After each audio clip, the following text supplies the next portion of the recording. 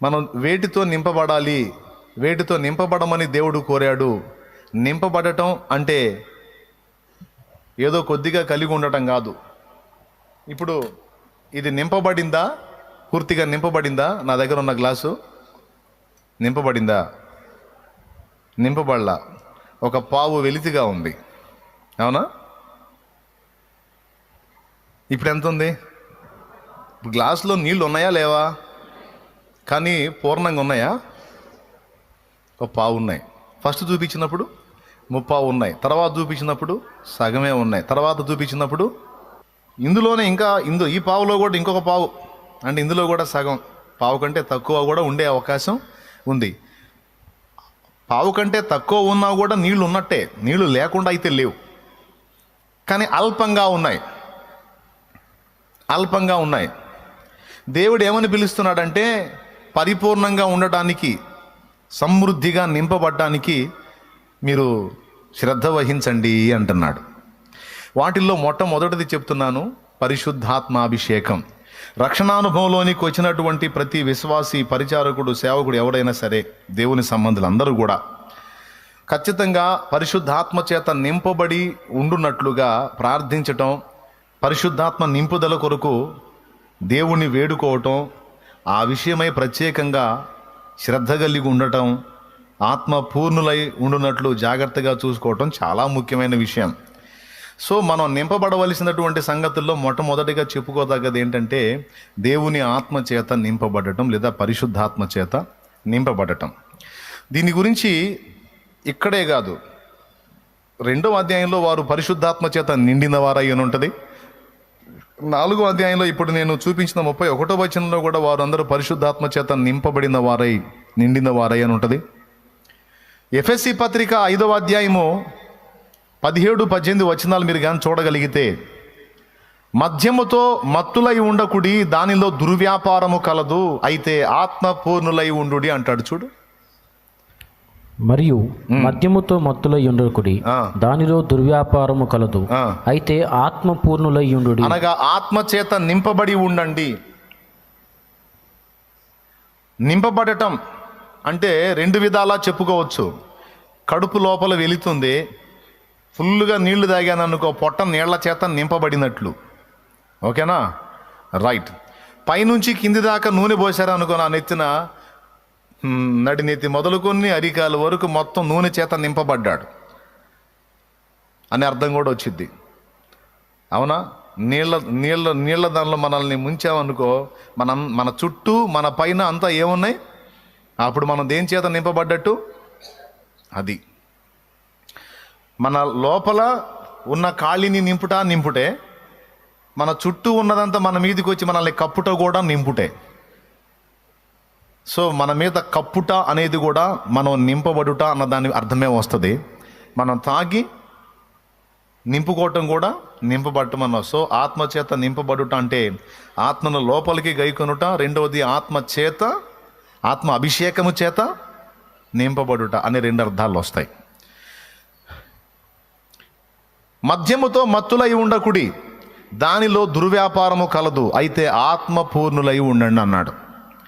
పరిశుద్ధాత్మని గురించి చెప్పాలనుకున్నప్పుడు తాగుబోతోళ్ళ వ్యవహారం తప్పితే వేరేదేం కనపడలేదా దేవుడికి? వాళ్ళేదో పరిశుద్ధుల్లాగా, మందేదో పెద్ద పరిశుద్ధమైన దానిలాగా దాని గురించి మాట్లాడాడేంది? మద్యముతో మత్తులై ఉండకుడి, దానిలో దుర్వ్యాపారము కలదు అని రక్షింపబడ్డ సంఘానికి ఎందుకు చెప్తున్నాడు? ఒకవేళ సంఘంలో తాగుబోతులు ఎవరైనా ఉండుంటారా? ఎవడన్నా ఒకడైనా అరాకొర ఉంటే ఉండొచ్చు, రక్షణలోకి వచ్చి కూడా మళ్ళా త్రాగుబోతుగా మారిపోయినోడు. కానీ ఇక్కడ పరిశుద్ధాత్మ నింపుదల గురించి మాట్లాడేటప్పుడు మద్యం అనే ప్రస్తావన తీసుకొచ్చాడు. ఎందుకు దీన్ని తీసుకొచ్చాడని కొద్దిగా అక్కడ ఆలోచిస్తే కొన్ని రహస్యాలు బయటపడతాయి. తాగుబోతోళ్ళు ఒక విషయంలో మనకు సూపర్ మాదిరి అని చెప్పి గతంలో ఒకసారి ఒక ప్రసంగం చేశా. తాగుబోతోళ్ళు నేర్పుతున్న మాదిరి ఏంటని తెలుసా మీకు? తాగుబోతోళ్ళ దగ్గర నేర్చుకోదగ్గ పాఠాలు బుర్రం అనుకుంటే ప్రతి ఒక్కరి దగ్గర పాఠం ఉంటుంది. ఇప్పుడు డ్రింకర్స్ దగ్గర ఉన్న పాఠం ఏందో చెబుతాను. త్రాగుడు అనేది ఒక్కసారిగా ఒకడు దానిలో పరిపూర్ణుడు కాడు. అప్పుడప్పుడు కొంచెం కొంచెంగా తాగుతూ చివరికి దానిలో పరిపూర్ణత సాధిస్తాడు. ఒక డ్రింక్ మాస్టరు పరిపూర్ణత సాధిస్తాడు. ఆ పరిపూర్ణత సాధించినప్పుడు ఎంత అద్భుతంగా ఉంటుంది అతని పరిస్థితి అంటే, భార్య, పిల్లలు, తల్లి, తండ్రి, ప్రాణం, ఇల్లు, ఒళ్ళు, సంసారం, పేరు, పరపతి, మంచితనం మొత్తం వదిలేస్తాడు. ఒక్క మందు ఉంటే చాలు అన్నట్టుగా అయిపోతాడు. అన్నీ వదులుకొని జస్ట్ మందు ఉంటే చాలు అంటాడు. ఇక ఎవరు ఏమైపోయినా నాకు అనవసరం, నాకు ఆ మత్తులో నుండి విడుదల పొందడానికి ఇష్టపడడు. మీకు తెలుసా తెలియదా? ఎంతమంది తెలుసు? మస్తు మందిని చూసాం మనం. ఒక గంట ఖాళీ వస్తే ఇబ్బంది, ఆరంగా పోయి తాగుతుంటాడు. ఒక్కొక్కడు కొద్దిగా నోరు తడారిందంటే పోయి తాగొస్తుంటాడు. ఆ మత్తు దిగితే ఆ మనిషి పని చేయలేడు, పూర్తిగా దాని వశం అవుతాడు. ఒకవేళ డబ్బులు లేక ఒక పూట ఆగాల్సి వస్తే మనిషి కూర్చోలేడు, నిలబడలేడు, బాడీ అంతా షివర్ అయిపోతూ ఉంటుంది. దానికోసం అవసరమైతే ఒక ఆయన చెప్పాడు, తన సొంత కూతురు యొక్క చెవి పోగులు కూడా అలాగూ రాకపోతే అలా చెవిని చీల్చి ఆ పోగులు తీసుకెళ్ళి అమ్మి ఆ డబ్బుతో తాగానని సాక్ష్యం చెప్పాడు ఒక దైవజనుడు. అంటే ఎంత డేంజర్ అయిపోయిందంటే ఇక ఉచ్చనీచాలు కూడా మరిచిపోయి, ఏమున్నా లేకపోయినా నాకు ఇప్పుడు అర్జెంటుగా మద్యం కావాలి, లేకపోతే నా బాడీ షివరింగ్ ఆగదు, నేను ఏం చేయలేను, నాకు కావాలని ఆ మద్యం మత్తుడై దానితో నింపబట్టం కోసం ఎంతో తప్పిస్తాడు. దాని నుంచి ఎడబాటు కోరుకోడు. ఆ మద్యం మత్తు నుంచి తన ఫ్రెండ్స్ కూడా ఎవరిని ఏర్పాటు చేసుకుంటాడో తెలుసా? పాయింట్ నెంబర్ 1, మత్తులో నుండి బయట పట్టడానికి ఇష్టపడ్డాడు. పాయింట్ నెంబర్ 2, తనకు ఫ్రెండ్స్ను కూడా ఎవరిని ఏర్పాటు చేసుకుంటాడో తెలుసా? తాగుబోతాడు తాగనోడిని ఫ్రెండ్గా చేసుకోడు. త్రాగనోడిని ఫ్రెండ్గా చేసుకోడు. ఒకవేళ ఎవడన్నా త్రాగని ఫ్రెండ్ ఎవడన్నా దొరికితే అదొక యజ్ఞంగా పెట్టుకొని, అదొక యాగంగా పెట్టుకొని వాడిని కూడా ఇదంత వాడిని చేసిన దాకా వాడు వదిలిపెట్టడు. ఎంత ప్రోత్సహిస్తాడు అనుకున్నావు? కొంచెం తీసుకోవచ్చు కదా లైట్గా, ప్రాబ్లం ఉంది, కొంచెం తీసుకో నువ్వు కూడా. అబ్బాయి నాకు వద్దంటే వద్దంటే చేసేది ఏముంది, కొద్దిగా తీసుకో లైట్గా, ఏముంది, జస్ట్ ఫ్రెండ్షిప్ కోసం జస్ట్ ఊరికి అట్లా. వాడు ఏం చేస్తే తాగుతాడు కొద్దిగా, ఏదో ఫ్రెండ్ కోసం కొంచెం తాగని ఏం మెచ్చుకుని, అబ్బో ఒక గుట్టకే తాగేసావుగా, అమ్మో నువ్వు మామూలుడివి కాదని మెచ్చుకుంటాడు. వీడికి ఒళ్ళు పొంగిద్ది, పోయి ఇంకో గ్లాస్ పోయి అంటాడు. అసలు ఎంత ప్రోత్సహిస్తాడో, ఎంత పొగుడుతాడో, ఎంత మెచ్చుకుంటాడో వాడికి ఎక్కిందాకా. అర్థమైందా? వాడి లైన్లోకి దిగాడు అనుకో, ప్రశాంతత వీడికి. ఎందుకంటే ఇక తన ఫ్రెండ్షిప్ వల్ల తనకి ఎఫెక్ట్ ఉండదు. ఎందుకంటే వాడు కూడా మనోడు లిస్టులోకి వచ్చాడు కాబట్టి ఇక నువ్వు తాగుడు మానేయని చెప్పే ఆలోచనే ఉండదు ఇక వానికి. వాని చుట్టూ ఆ క్లైంబెట్ పెట్టుకుంటాడు. ఫ్రెండ్స్ను కూడా తాగుబోతులను ఏర్పాటు చేసుకుంటాడు. రెండవది అంటే వేరే స్వరం వినబడకుండా అచ్చంగా మందుని గురించి వర్ణించే వాళ్ళే వాడి చుట్టూ ఉండాలా. మన బ్రాండ్ వచ్చిందిరా, మామూలు లేదు అసలు, అమ్మో అసలు ఇంత స్మెల్ కూడా లేదా, అసలు ఎట్లా ఊరక ఒక 3 అంశాలే తీసుకుంది, అసలు దిమ్మ తిప్పింది నాకైతే. అవునా, ఏంది పేరేంది? వాళ్ళ డిస్కషన్ అంతా దీని చుట్టే ఉంటుంది.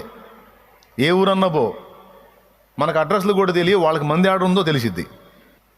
ఎందుకంటే నా గొర్రెలు నా స్వరం వినని ప్రభు చెప్పినట్టు ఈ ఆడబట్టుకుంటాడు ఈ తాగుబోతాడు. ఏ ఊరికి పోయినా సరే వాడు అనుచరుడు ఒకడు ఉంటాడు, ఎవడొకడు వాడి జాతోడు ఒకడు ఉంటాడు. అంటే 4-5 గల్లిస్తాడు రోడ్డు మీద, ఏంది ఏమన్నా దొరికితాడా అంటాడు.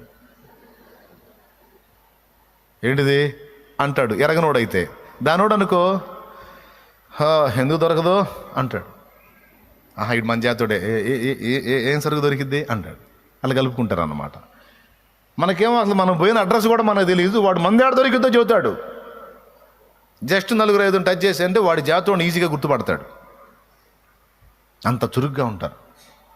సో నంబర్ 1, దాని నుండి విడుదల పొందడానికి ఇష్టపడ్డాడు, ఎప్పుడు ఆ మత్తులో ఉండాలనుకుంటాడు. రెండవది దాని చుట్టూ ఉండే వాతావరణం కూడా దానికి సంబంధించిన వాతావరణం. మూడవది ఒకవేళ ఎరగనోడు ఎవడన్నా వస్తే వాడు కూడా ఆ మత్తులోకి వెళ్ళడానికి వాడికి చేయదగ్గ ప్రోత్సాహం తప్పకుండా ఒకడుగా 4 కలిసి చేస్తారు.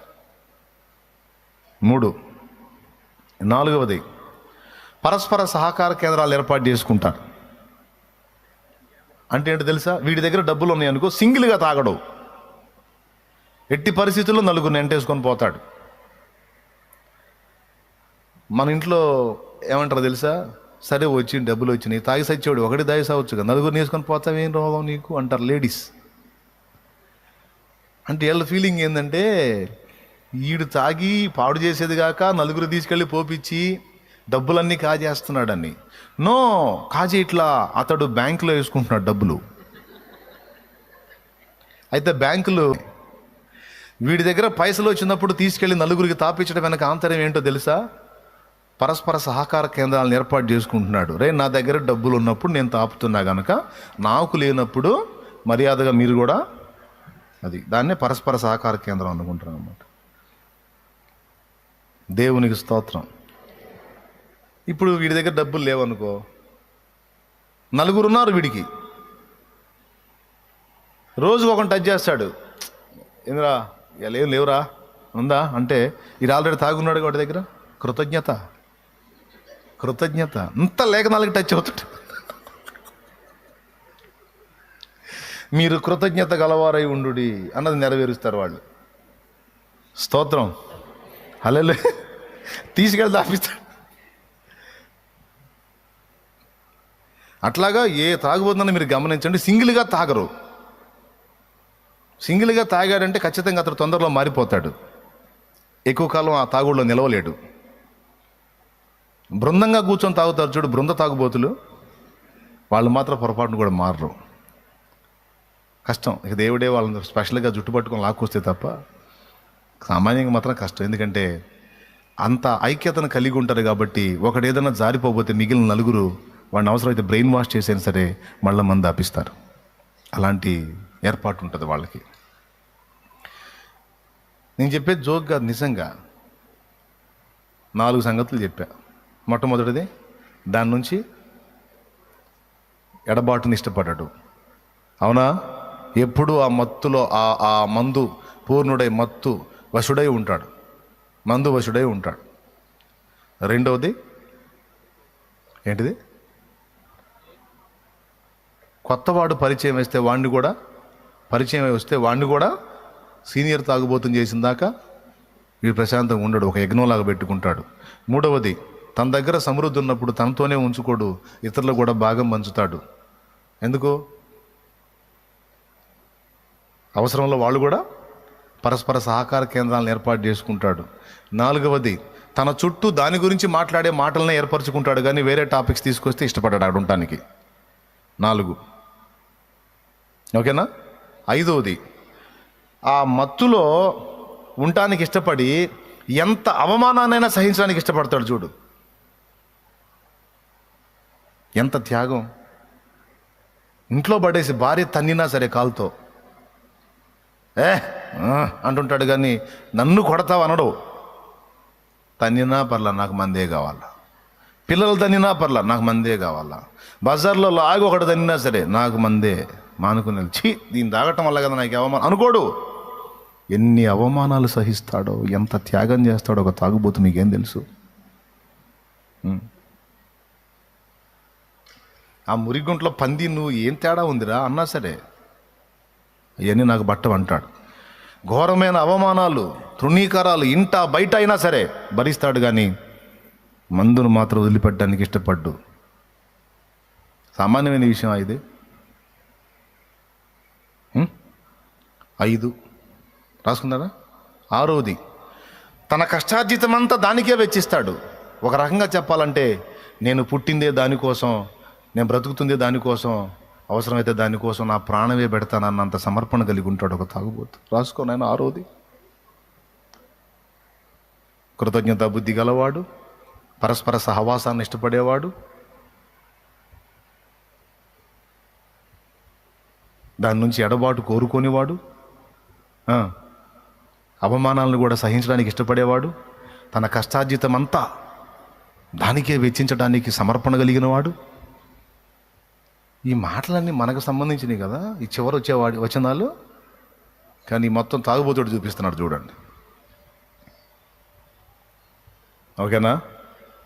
దేవునికి స్తోత్రం కలుగును గాక. హల్లెలూయా. వాళ్ళ గొప్పతనం ఏంటంటే 7వ అంశంగా రాసుకోండి, తన టీం వీడు తాగి సచ్చిన గుంటలో పెట్టేటప్పుడు కూడా వదిలిపెట్టరు వాళ్ళు. తలాపున ఒక సీసా పెడతారు, బాగా తాగినోడు రా అని. తర్వాత శ్వాస పోయేటప్పుడు, ఊపిరి పోయేటప్పుడు తులసి నీళ్ళు వేస్తారు కదా. తాగుబోతు ఫ్రెండ్స్ ఏం చేస్తారు తెలుసా? ఆ ఘట్టంలో కూడా మనం కానీ ఫైనల్ ఫినిషింగ్ ప్రార్థన చేసినట్టు వాళ్ళు అంతమంది తీసుకొచ్చి గొంతులో పోస్తారు. మొత్తానికి అది మింగలేక కానీ ఊపిరి తిరగక కానీ అప్పటిదాకా వాడేమో బ్రీత్ అందక వాడు కొట్టుకుంటుంటే మందు కోసం కొట్టలాడుతున్నాడు. భర్త ఆగినోడికి అది తెచ్చిపోయినరా అంటాడు. తీసుకొచ్చి ఆమెతో గొంతులో పోయి నా గుటక ఏక అవుట్. అప్పుడు వాడు గుటక గొంతు అడ్డం పడి గొంతు మండి వాడు చచ్చిపోతే అంటాడు, అందుకోసం వాడు గొట్టకలాడిందంట. చివరికి బొందలో కూడా సీసా పెట్టి భూస్థాపన చేస్తారు. ఎందుకు? మధ్యలో లేచి కాస్త పోసుకో.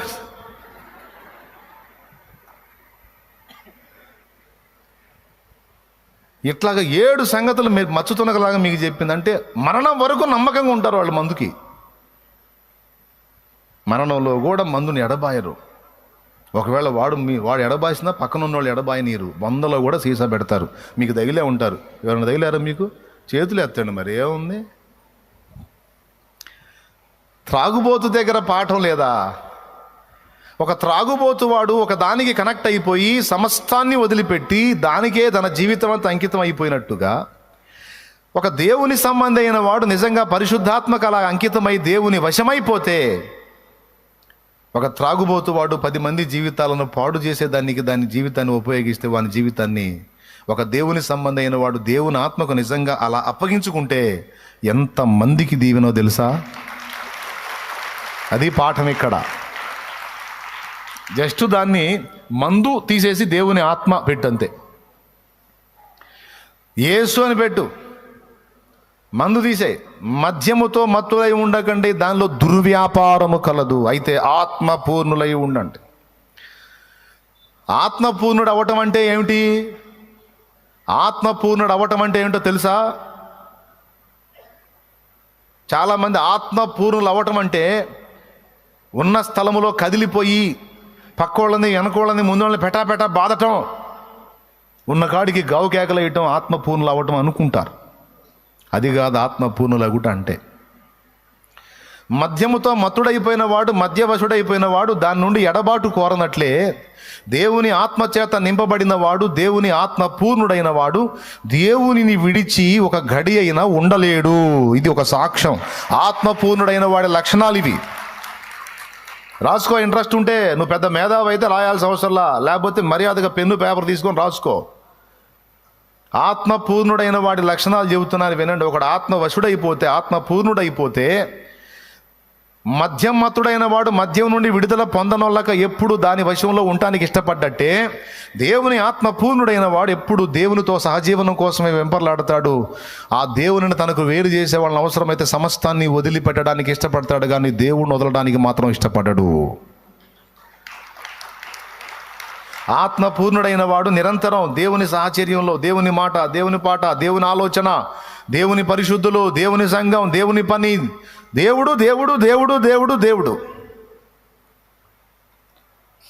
పనిచేసే దగ్గర దేవుడే, తినే కాడ దేవుడే, ఇంటికాడ దేవుడే, బయట దేవుడే, రోడ్డు మీద దేవుడే, వ్యాపారం దగ్గర దేవుడే, జాబ్ దగ్గర దేవుడు, తన గుండె నిండా దేవుడు దేవుడు దేవుడు దేవుడు.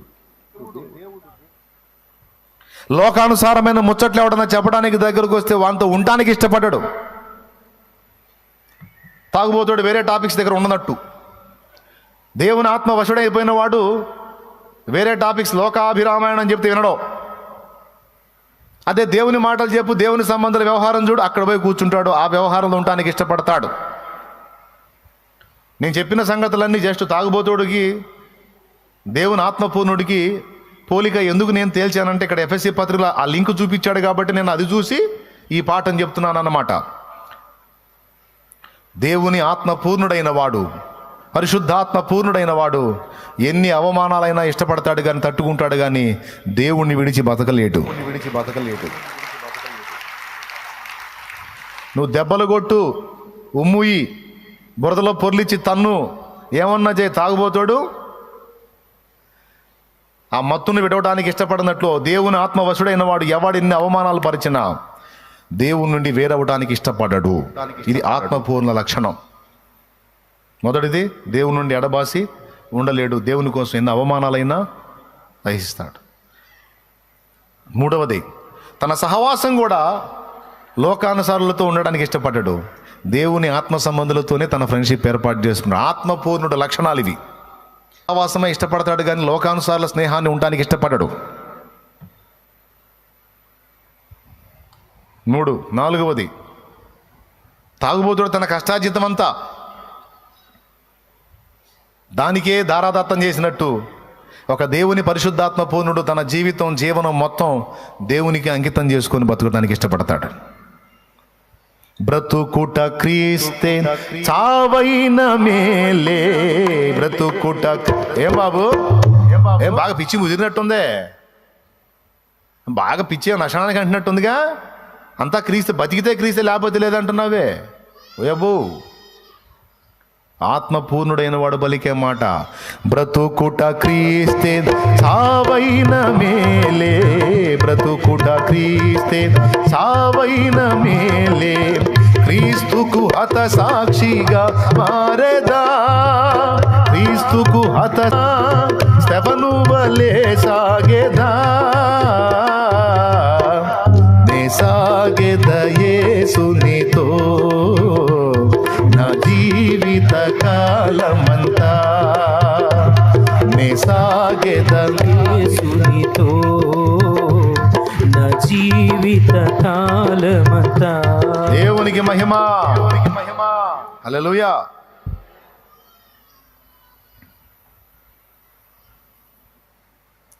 పక్షి తను స్వతంత్ర జీవనానికి, గుడ్లు పెట్టడానికి కానీ, నివాసం ఉండడానికి కానీ, పొదగడానికి కానీ ఒక అనువైన గూడు ఏర్పరచుకున్నట్టు, త్రాగుబోతుడు ప్రశాంతంగా మద్యం తాగి ఆనందించడానికి ప్రైవసీ వెతుక్కున్నట్టు, దేవుని ఆత్మపూర్ణుడైన వాడు దేవునితో ఏకాంతంగా గడుపుకోవడానికి మార్గాలు రెడీ చేసుకుంటూ ఉంటాడు. ఎప్పుడు ప్రైవసీ కోరతాడు, ఎందుకు? దేవునితో కలుసుకోవడానికి. అర్థమైందా? వాళ్ళతో వెళ్తే మీటింగుల కోసం కాదు, దేవునితో వ్యవహరించడానికి, దేవునితో గడపడానికి, దేవుని స్వరం వినటానికి, తన స్వరం దేవునికి వినిపించడానికి ఎప్పుడు ప్రైవసీ వెతుక్కుంటాడు అనమాట. దేవునితో ఏకాంతం గడపడానికి అనువైన స్థలమును సిద్ధపరచుకుంటూ ఉంటారు.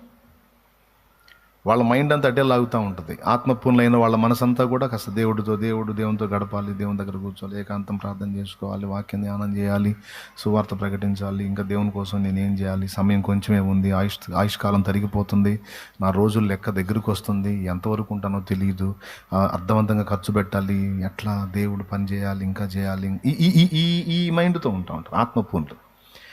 పెద్దగా కాకేసి పెట బాధ్యత ఆత్మపూర్ణులు కాదు. ఈ లక్షణాలు నీ దగ్గర ఉంటే నువ్వు ఆత్మపూర్ణుడివే. ఈ లక్షణాలు లేకుండా మోకాళ్ళు వేసి గావుకేక ఒకటేసి బెయ్యి పక్కన వాళ్ళ బాధి నువ్వు బాదుకొని గందరగోళం చేసుకుంటే అదే అబ్బా పరిశుద్ధ ఆత్మతో నింపబడ్డారు అనుకోవటానికి ఏం లేదు. కొంతమందిని చూస్తాను నేను, మందిరంలో హడావుడి చేస్తారు, పక్కకు పోయిన తర్వాత మళ్ళీ దాన్ని ఊసి కూడా ఎత్తరు. దేవునికి స్తోత్రం కలుగును గాక. ప్రియులారా, ఎందుకు ఈ విషయాలన్నీ చెప్తున్నానంటే, పరిశుద్ధాత్మతో నింపబడుట ఉన్నది, కొంచెముగా ఆత్మను పొందుట ఉన్నది, మరి కొంచెం పొందటం ఉంది. ఈ ఆత్మను పొందుకున్న వాళ్ళందరూ ఒకే స్థాయిలో పొందుకోవాలా. ఈ నీళ్ళు ఇందాక నేను 4 దఫాలుగా 4 రకాలుగా చూపించినట్టు దేవుని ఆత్మను కొంచెంగా పొందటం ఉంది, మరి కొంచెం పొందటం ఉంది, పూర్ణంగా పొందటం ఉంది, 2 పాళ్ళు పొందటం ఉంది. ఇట్లా లేఖనంలో రాయబడిన ఇవన్నీ. మోషే అన్నాడు, ఈ జనం మొత్తాన్ని నేను కన్నానా, నా రొమ్మున మొయ్యమని చెబుతున్నావు, ఇంత గుంపు, వీళ్ళే మామూలు గుంప, మిడివేలం గుంపు, సాగు కొడుతున్నారు, నన్ను పిచ్చి ఎక్కేస్తున్నారు, నాకు మెంటలు ఎక్కేటట్టు. పాప ఎన్ని బాధలు పడ్డాడు, ఎంత వాపోయాడో దేవుని ముందు. మోషే చెప్పు. ఇశ్రాయేల్లో 70 మంది పెద్దల్ని ఏర్పరచు, వాళ్ళని తీసుకుంటా నా ముందుకి. దేనికి? నీ మీదున్న ఆత్మలో వారికి పాలు నియమిస్తానన్నాడు. అంటే పాలు అంటే భాగం, పాలివాడు అంటే భాగస్థుడు. నీ మీదున్న ఆత్మలో వానికి పాలు నియమిస్తాను వాళ్ళకే. అంటే ఆల్రెడీ మోషే మీద ఒక అభిషేకం ఉంది, ఆ అభిషేకంలో ఒక భాగం వాళ్ళకి ఇస్తానన్నాడు.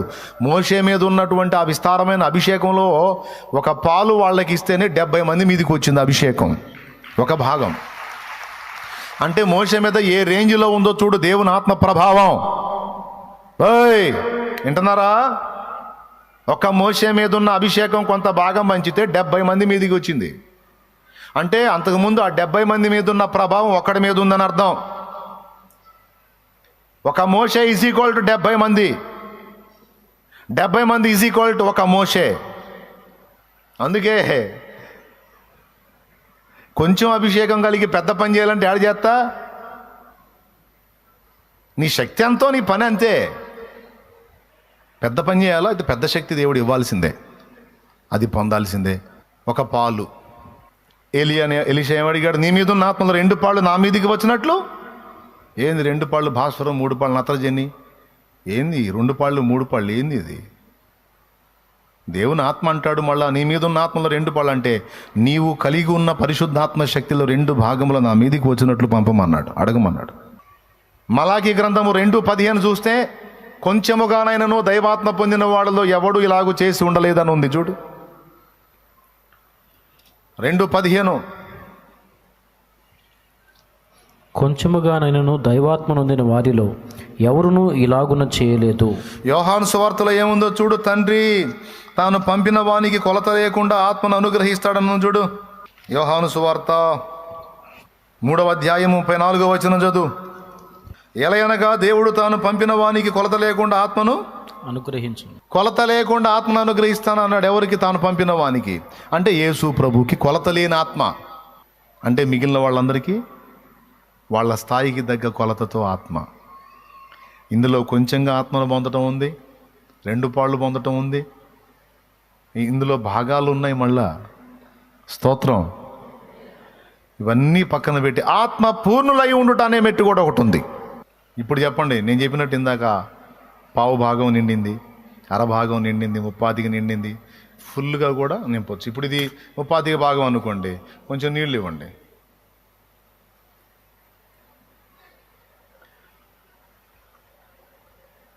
దేవుని ఆత్మచేత నింపబడడం ఇది ఒక భాగం కూడా ఉంది పూర్తిగా.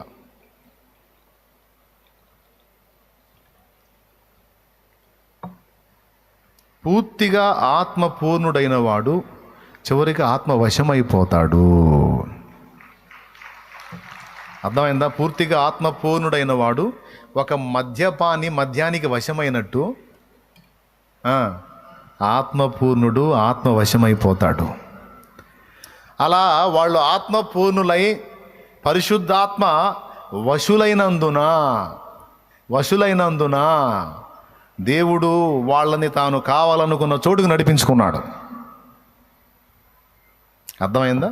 యెహెజ్కేలు గ్రంథము 37వ అధ్యాయము 1వ వచనం మీరు చూస్తే యెహెజ్కేలు ఆత్మ వశుడైపోయాడట. చదువు. యెహెజ్కేలు గ్రంథం 37:1. యెహోవా హస్తము నా మీదికి వచ్చెను, నేను ఆత్మవశుడునై ఉండగా. ఆ మాట రౌండ్ కొట్టాలా. ఆత్మవశుడు.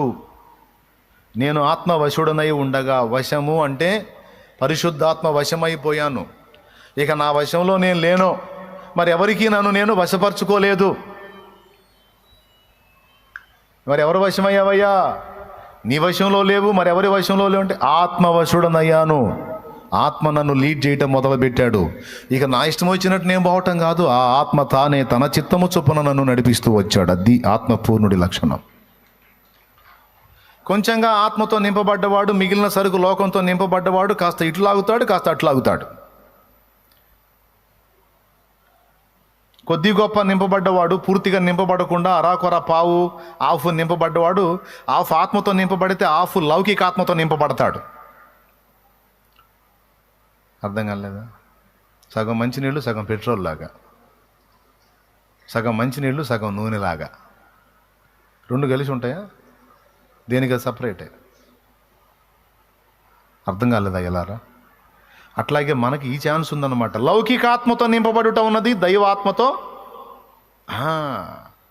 మనలో ఎక్కువ శాతం ఈసరికే ఉంటుంది. సగమేమో లౌకికాత్మ, సగమేమో దేవునాత్మ. దేవుడు ఏం కోరుతున్నాడంటే మీరు పూర్తిగా ఆత్మవశులు అవునట్లు ఆత్మ చేత నింపబడటం అనేది కోరుకోండి, దాన్ని సాధన చేయండి అంటాడు. మనమేమో ఆత్మను నింపునాయన అని ప్రార్థన చేస్తాం. కానీ దేవుడు తన ఆత్మను నింపునట్లు మనం ఖాళీ కావలసిన సంగతి మనం పట్టించుకోం.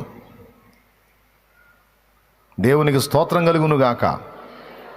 దేవుడు తన ఆత్మను కంప్లీట్గా మనకి ఫుల్ఫిల్ చేయాలి అంటే మనం ఖాళీ ఎంత ఇస్తామో అంత నింపుతూ ఉంటాడు.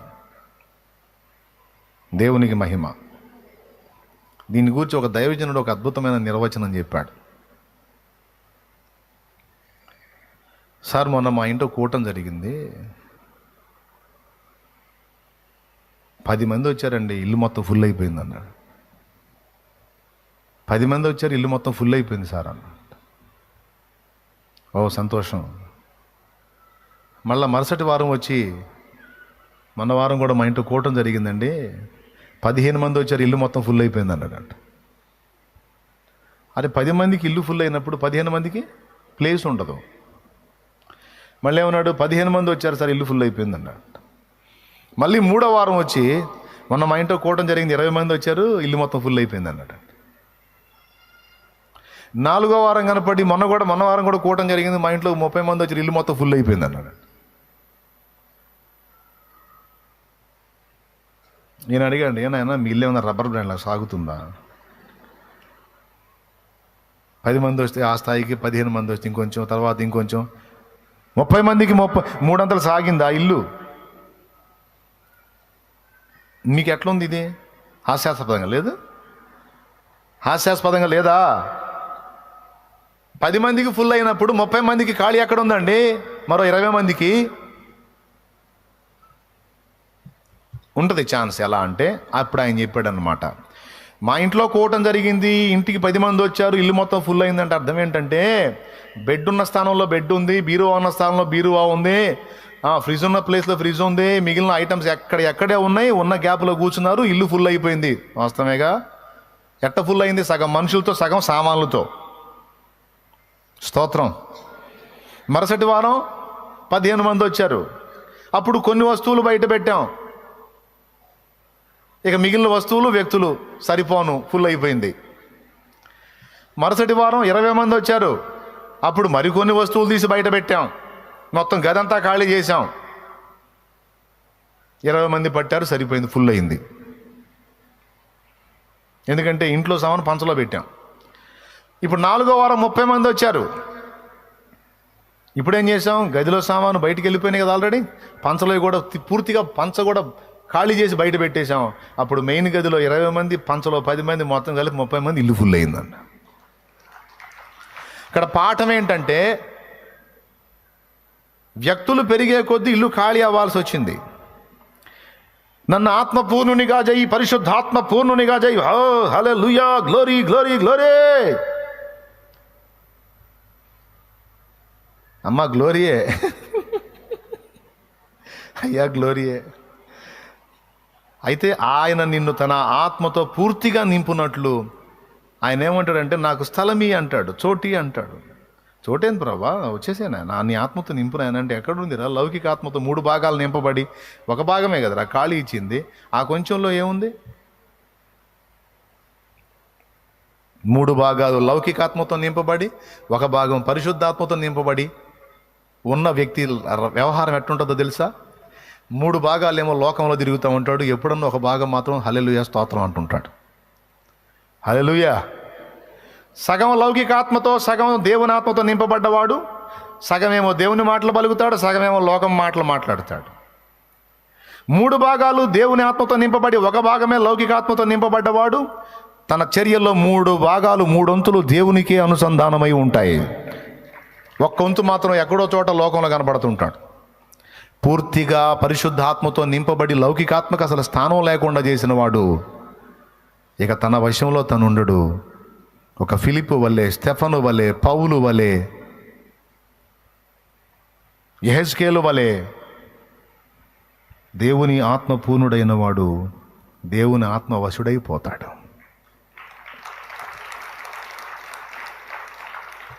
అర్థమైందా? ఇక నేను అనేవాడిని ఉన్నా, నాదంటూ ఏమీ నన్ను నీవు పూర్తిగా వశపరుచుకున్నావు, నన్ను పూర్తిగా గెలిచి ఉన్నావు, నాలో నేను అనే దాన్ని ఖాళీ చేసి నన్ను నింపావు తండ్రి, నీకు స్తోత్రం. ఈ వాస్తవికతను ఎరగని స్థితిలో జీవితాన్ని గడిపినటువంటి మాసిలామణి గారు తర్వాత తెలుసుకొని అప్పగించుకున్నాడు. ఆయన చెప్పాడు, 1972 సంవత్సరంలో పేతురు లైఫ్ని తీసుకొని నేను రాశాను, అందులో నా జీవితం కూడా ఉంది. ఆ పాట నేను రాసినప్పుడు నేను హోటల్లో ఉన్న గదికి మనీ కట్టి నాకు ఆహారం పానీయాలు ఏర్పాటు చేసిన వారు జాన్ డేవిడ్ గారు. తర్వాత నేను ఆ పాట పూర్తి చేసిన తర్వాత మొదటిసారిగా 10,000 ప్రతులు అచ్చొత్తించిన వారు కూడా జాన్ డేవిడ్ గారని మన చిలకలదూరుపేట జాన్ డేవిడ్ గారి గురించి ఆయన తన గ్రంథంలో రాశాడు, ఏబి మాసిలామణి గారు. దేవునికి స్తోత్రం. నడిపించు నా నావా అనే పాట పుట్టడానికి వేదికని సిద్ధపరిచింది ఆయన. పాట రెడీ అయినప్పుడు మొదటిసారి ప్రింట్లు వేయించింది కూడా ఆయన అని చెప్పాడు. అందులో చెబుతాడు, ఆత్మార్పణ చేయకనే ఆశించితి నీ చెలిమి, అహమును ప్రేమించుచునే అరసితి ప్రభుని కలిమి. ఆత్మార్పణ చేయకనే ఆశించితి నీ చెలిమి, అహమును ప్రేమించుచునే అరసితి ప్రభుని కలిమి. ఆశా నిరాశాయే ఆవేదనెదురాయే ఆధ్యాత్మిక లేమిగని అల్లాడిన వలలు నడిపించునావా.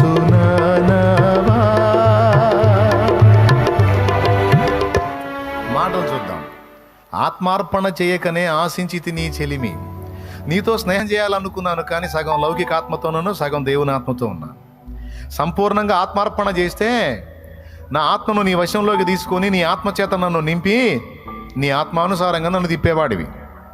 కానీ నేను కంప్లీట్గా ఆత్మార్పణ చేయకుండా నీ వశానికి నన్ను నేను అప్పగించుకోకుండా సగం నీ వశంలోనూ సగం లౌకికాత్మ వశంలోనూ ఉన్నందున నీతో సరైన స్నేహం చేయలేకపోయానయ్యా. చెలిమి అంటే స్నేహం. ఆత్మార్పణ చేయలేదు కానీ నీతో స్నేహాన్ని కోరాను, ఎట్లా కుదిరింది? అహమును ప్రేమించుచునే అరసితి ప్రభు నీ కలిమి. కలిమి అంటే సమృద్ధి. అహము అంటే నేను, నాకు, నా సొంతం. అహం నేను అనే స్వయం అహం. అహమును అంటే నన్ను నేను ప్రేమించుకుంటానే, నా స్వార్థకాంక్షలో నేను ఉంటూనే నీ కలిమిని పొందగోరాను. ఆశించితి అరసితి. అరసితి అంటే ఆశించితి. అరసితి ప్రభు నీ కలిమి. ఏమంటున్నాడు? ఆత్మార్పణ చేయలేదు కానీ నీతో స్నేహం చేయాలనుకున్నాను. అహమును ప్రేమిస్తూనే నీ దగ్గర నుంచి పొందాలని ఆశించాను. మరి ఏమైంది? తీరింది ఆశ? ఆశా నిరాశాయే ఆవేదనెదురాయే.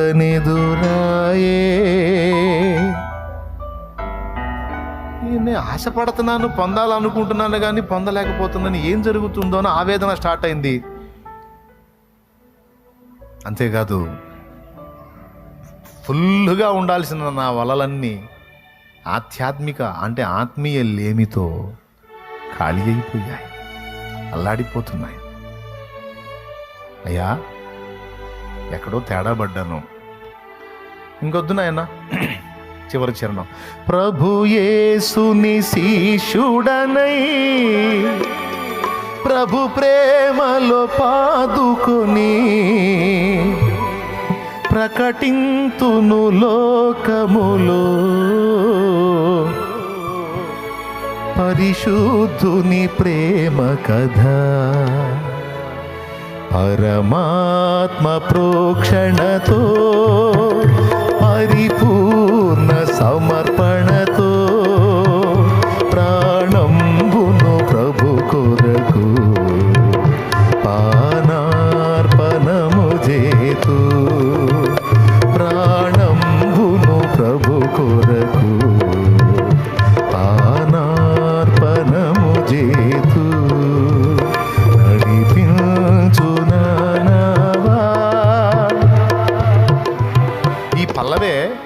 సమర్పణ గీతం. ఇప్పటిదాకా నడిపించాను నేనే, మధ్యలో కూర్చున్నాను, దరికిపోయేటట్టు ఏం కనపట్లా, ఇక వదిలేస్తున్నాను, నేను తెట్లు నేను ఏంటో వదిలేస్తున్నాను, ఇక నువ్వే నడిపించని అప్పజెప్పుకున్నటయ్యే సమర్పణ. నీ మనసుకు తోచినట్టు నన్ను నడిపించవయ్యా దేవా, నీ ఆత్మ చేత నన్ను నడిపించవయ్యా దేవా. నీ ఆత్మ ఎట్లా తీసుకెళ్తే అట్లా పోతానయ్యా, నువ్వు చెప్పినట్టు వింటానయ్యా.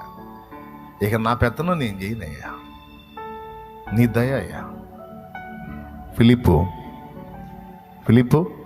దేవా, లేచి నీ నడుం కట్టుకో. చిత్తమండి, ఎక్కడికి?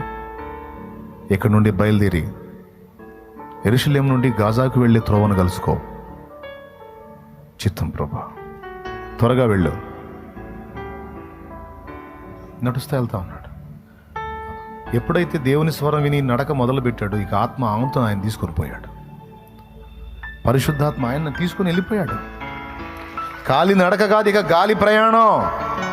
తిరిగి చూసేసరికి వెళ్ళి గాజా రోడ్లో ఉన్నాడు. అల్లంత దూరంలో రథం వస్తూ ఉంది. నపుంసకుడు, ఐథియోపియుడైన నపుంసకుడు, కందాకే రాణి క్రింద మంత్రి, ధనాగారం అంతటి మీద ఉన్నాడు. వస్తున్నాడు రథం వేసుకొని, యెరూషలేము నుండి గాజా మార్గంలో వస్తున్నాడు ఆ ప్రాంతానికి వెళ్ళిపోవటానికి. రథం వచ్చిన తర్వాత చెప్తున్నాడు దేవుని ఆత్మ, అదుగో ఆ రథాన్ని ఆపు, రథాన్ని కలుసుకో.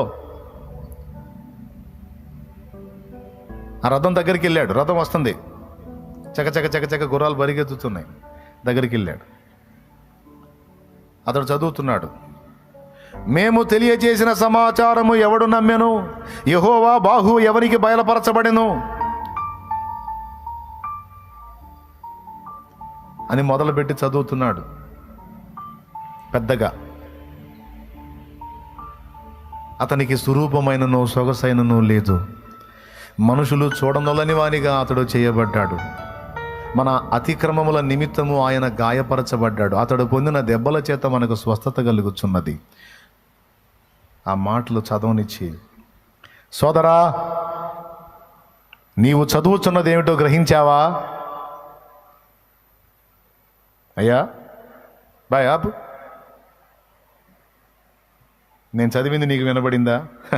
నాకు వినబడింది, నాకు తెలుసు కూడా. నీవు గ్రహించావా? నాకేం తెలుసయ్యా, నేను వేరే దేశస్తుణ్ణి. యెరూషలేములో నిజమైన దేవుడు ఉన్నాడని స్పర్శ నాకు తగిలింది, అందుకే వచ్చి ఆరాధించుకొని గ్రంథం కొనుక్కొని వెళ్తున్నాను. ఈ గ్రంథాన్ని చదువుతున్నాను. ఇక్కడ ప్రవక్త మాట్లాడుతున్నాడు. ఇది తన్ను గూర్చియా వేరొకని గూర్చియా? చెప్పమంటే చెబుతా రా. ఎవడైనా నాకు త్రోవ చూపుకుంటే నాకు ఎలాగో తెలియను. పైకి కూర్చుని అప్పుడు చెబుతున్నాడు, నీ చేతిలో ఉన్న గ్రంథం యెషయా గ్రంథం, అందులో 53వ అధ్యాయము మెస్సియాని గూర్చిన ప్రవచనం. ఆ ప్రవచనం నజరేయుడగు యేసులో నెరవేరింది. అవునా? ఇది ప్రవక్తను గూర్చి కాదన్నమాట. ప్రవక్త మరొకని గూర్చి చెబుతున్నాడా? ఆయన పేరు నజరేయుడగు యేసా. ఇందులో చెప్పబడినటువంటి ఈ కార్యాలన్నీ యేసులో నెరవేరాయా? చనిపోయి సమాధి చేయబడ్డా? అంతేకాదు, 3వ నాడు తిరిగి లేచాడు కూడా. అందుకు నేను యెరూషలేములో అనేక మంది సాక్షులము. ఆయన పునరుద్ధానమునకు ఇదిగో మేము సాక్షులము. సోదరా, అట్లయితే అందరి పాపముల పరిహారం నిమిత్తం ఆయన యజ్ఞమైతే మరి నా ఆత్మరక్షణ కోసం నేనేం చేయాలి? మారు మనసు పొంది పాపక్షమాపణ నిమిత్తం బాప్తిస్మం పొందితే నీవు కూడా రక్షించబడతావు. అవునా? బాప్తిసం అంటే నీళ్లలో మునిగి యేసును అంగీకరించుట, పాత జీవితాన్ని విసర్జించి యేసును హత్తుకొనుట. అదిగో నీళ్ళు తీసుకోవటానికి నేను సిద్ధంగా ఉన్నాను. బాప్తిసం ఇవ్వడానికి నువ్వు సిద్ధమా? పూర్ణ హృదయంతో నువ్వు విశ్వసించినట్టయితే ఇవ్వటానికి నాకే అభ్యంతరం లేదు. అట్లయితే రా, నాకు బాప్తిస్మమే.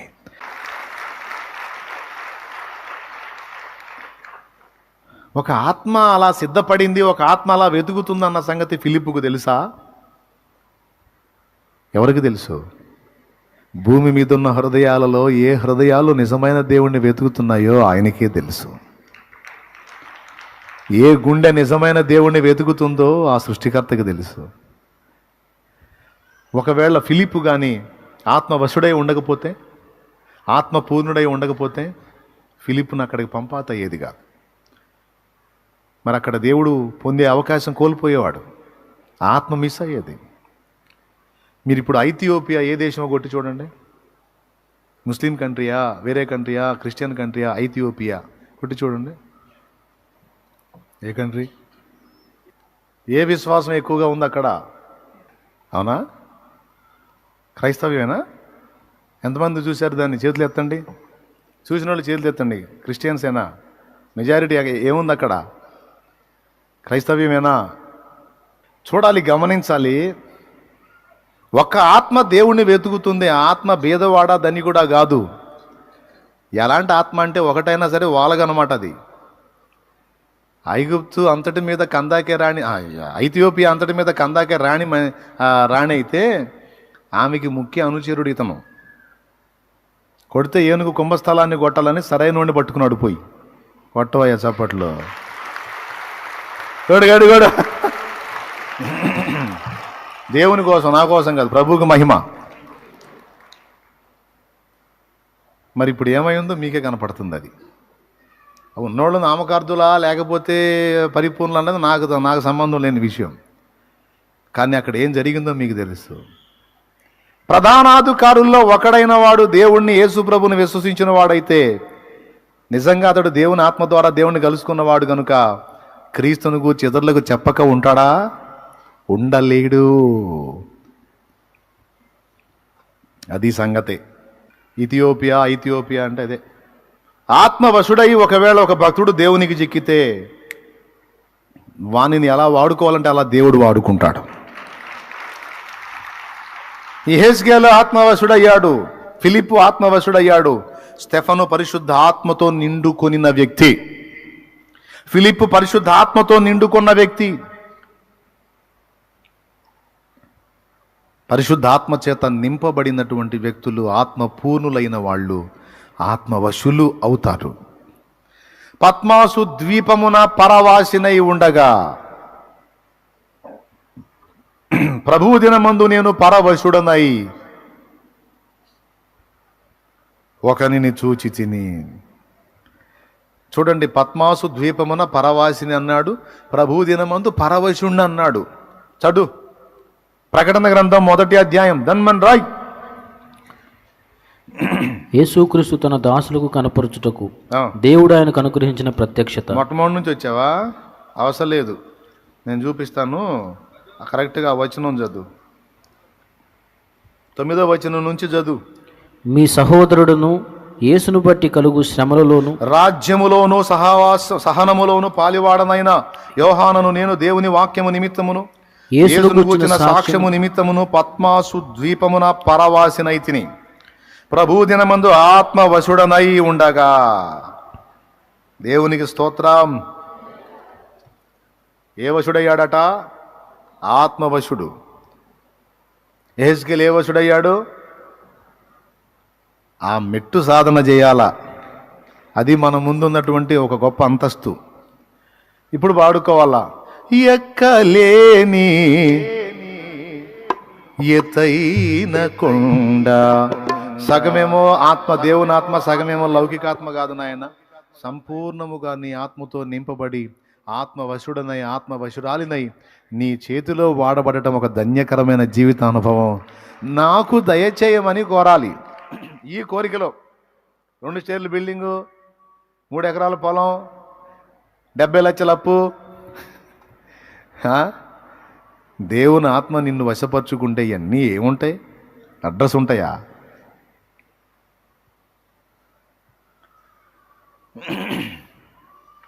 వెగటుగలిగే ఈ లోకమేగా, ఆశ కలిగే నీతో నుండగా. వెగటుగలిగే ఈ లోకమేగా, ఆశ గలిగే నీతో నుండగా. నీ గుడారములో నుందునుగా, నీ గుడారములో నుందునుగా. దినములుగా నీ కొరకేనే వెదకేను దేవా, నాకొకసారి కనిపించరావా. నీ కొరకేనే వెదకేను దేవా, నాకొకసారి కనిపించరావా. ప్రభు మొర వినవా, ప్రభు మొర వినవా, నీ కొరకే నీ వెదకేను దేవా, నాకొకసారి కనిపించరావా. నీ కొరకేనే వెదకేను దేవా, నాకొకసారి కనిపించరావా. స్తోత్రం. ఎంతమంది గుర్తించారు ఇప్పుడు మీలో ఉన్న లౌకికాత్మని, దేవునాత్మని? సగం అటు సగం ఇటు ఉంటే సగం లౌకికాత్మ పనిచేయాలి, అంటే లోకాత్మ. లౌకికాత్మ అంటే లోకాత్మ, సగం దేవునాత్మ. ఈ రెండు మీలో ఉనికి కలిగి ఉన్నట్టు ఎంతమంది గుర్తించారు? చేతులు ఎత్తండి. కొంతమంది చేతులు ఎత్తలా. ఏమమ్మా అచ్చంగా దేవుని ఆత్మ వశంలో ఉన్నావా?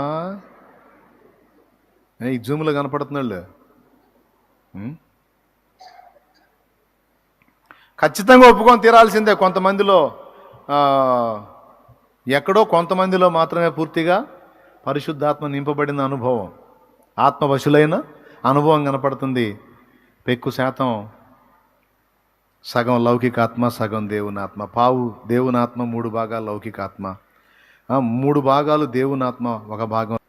ఇక్కడ సాధన ఏంటంటే లౌకికాత్మకు అసలు స్థానం లేకుండా పూర్తిగా దేవుని ఆత్మతో నింపబడండి అన్నాడు. దీనికి మద్యపానిని, మద్యాన్ని చూపించాడు. తాగుబోతుని చూడండి, ఇంక దేనికన్నా స్థానం ఇచ్చాడు. అంత భయంకరమైన కరోనాలో సైతం, అంత భయంకరమైన కరోనాలో సైతం మాస్కులు గీసుకులు కూడా పక్కన పెట్టి తెగబడి క్యూలో నిలబడ్డాడు. ఏం కరోనా వచ్చి సచ్చిందిరా నాయనా మా పేడానికి. ఒక్కొక్కడు 4 సీసాలు 5 సీసాలు, ఒక్కొక్కడు బాక్స్ తీసుకొని, ఒక్కొక్కడైతే వాడికి ఆ బాక్స్ దొరికిందని ఎగురుతున్నాడు. వాళ్ళు ఎంత జాగ్రత్త పడ్డారో చూసారో మీరు? ఇప్పుడు కూడా నెట్లో కొడితే వస్తుంది. ఆ కరోనా కష్టకాలంలో తాగుబోతులు ఎంత క్యూ ఉందో. సీసా కోసం పొద్దున పోతే సాయంత్రం అందింది ఒకటి సీసా. ఆ సాయంత్రం అందుకున్న సీసాని ఎత్తున పెట్టుకుని ఎగురుతూ వచ్చాడు ఒకడు. సాధించాను మొత్తానికని.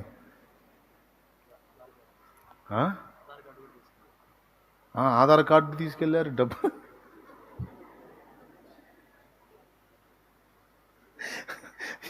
ఏం పిచ్చి అంటే వాడు అందులో ఉన్నవాడికి తెలిసిద్ది ఆనందం, మనకేం తెలిసిద్ది? అంతే బాధ. ఎంత ఎందుకు? మందు అంటే ఇక రెండు. ఇక నీవు తప్ప నాకు ఈ లోకంలో ఎవరున్నారమ్మా. మందు. నీకు తప్ప నాలో ఎవరికి చోటే లేదమ్మా. మందు. అట్ట పాడాడు వాడు పాట. ఇప్పుడు మన పాట, నీవు తప్ప నాకి లోకంలో ఎవరున్నారయ్యా, నీకు తప్ప నాలో ఎవరికి చోటే లేదయ్యా, నీవు తప్ప నాకి లోకంలో ఎవరున్నారయ్యా, నీకు తప్ప నాలో ఎవరికి చోటే లేదయ్యా. దావీదు కుమారుడా నన్ను దాటిపోకయ్యా, నజరేతువాడ నన్ను విడిచిపోకయ్యా. దావీదు కుమారుడా నన్ను దాటిపోకయ్యా, నజరేతువాడ నన్ను విడిచిపోకయ్యా. నీవు తప్ప నాకి లోకంలో, నీకు తప్ప నాలో ఎవరికి. దేవునికి మహిమ. అది నిజంగా మన ఒరిజినల్ అయి ఉండాలి, ఏదో పెదాలతో బాటం కాదు. లోపల ఇంకా చాలా సరుకు పెట్టుకొని నీకు తప్ప నాలో ఎవరికి చోటే లేదండి ఆయన. నువ్వు అబద్ధం ఆడట్లేదు కానీ అబద్ధం పాడుతున్నావు అంటాడు ఆయన.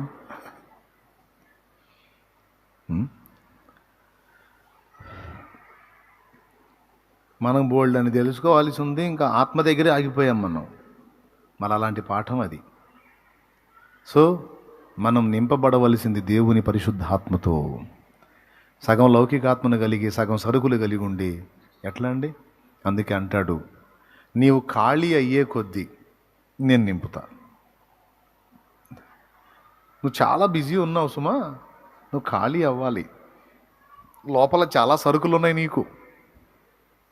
కొంతమంది డబ్బుతో నింపుకొని ఉంటారు, కొంతమంది లోక ఆశలతో నింపుకుంటారు, కొంతమంది తాము ఇష్టపడే వ్యక్తులతో నింపుకొని ఉంటారు, కొంతమంది తాము ఛాలెంజీలతో నింపుకొని ఉంటారు. ఇక్కడ దేవుని ఆలోచనలకు తావులేదు, ఏదో అరాకొర ఎక్కువ శాతం వీటితోనే నింపేసుకొని ఉంటారు. కొంతమంది అహంతో నింపేసుకొని ఉంటారు, రకరకాల వాటిలతో, కొంతమంది వస్తువులతో నింపుకొని ఉంటారు. మరి ఇప్పుడు పూర్తిగా నువ్వు ఆత్మపూర్ణుడివి, ఆత్మపూర్ణాలివి కావాలంటే ఆయన చెప్పాడు కదా, మా ఇంట్లో 10 మంది వచ్చారు, ఇల్లు ఫుల్ అయిందని. సగం మనుషులు, సగం సామాన్లు. ఇప్పుడు సామాన్లు ఖాళీ చేస్తే కానీ మొత్తం ఫుల్ దేవుని ఆత్మతో నింపబడడం. దేవుడు తన ఆత్మతో నిన్ను పూర్తిగా నింపాలని ఆశ కలిగి ఉన్నాడు, కానీ చాలా సరుకు అడ్డు తగులుతుంది ఆయనకి. అందుకే ఇప్పుడు దేవా నీ ఆత్మను నా లోనికి పంపునట్లు ఇదిగో నేను ఖాళీ చేసుకుంటున్నాను, సంపూర్ణ సమర్పణ చేసుకుంటున్నాను. ఇలా అప్పగించుకున్న వాళ్ళు భక్తులు. వాళ్ళు ఇలా అప్పగించుకుని వాళ్ళ పర్సనల్ అంతటితో ఆగిపోకుండా మనలాంటి వాళ్ళకి పాఠం కోసం పాటలు రాశారు. ఇప్పుడు ఈరోజు మొత్తం 24 గంటలు కదా అక్క, నాకెళ్ళి చూడండి అక్క, ఎన్ని గంటలు? 24 గంటలు కదా అన్న, 24 గంటలు. ఇప్పుడు నువ్వు పొద్దున్న ఎన్నింటికి వచ్చావు కూటానికి? ఎక్కడికి పొద్దున్న ఎన్నింటికి వచ్చావు? 11ంటికి వచ్చావు? 10ంటికి వచ్చావు? సరే 10ంటికి అనుకుందాం.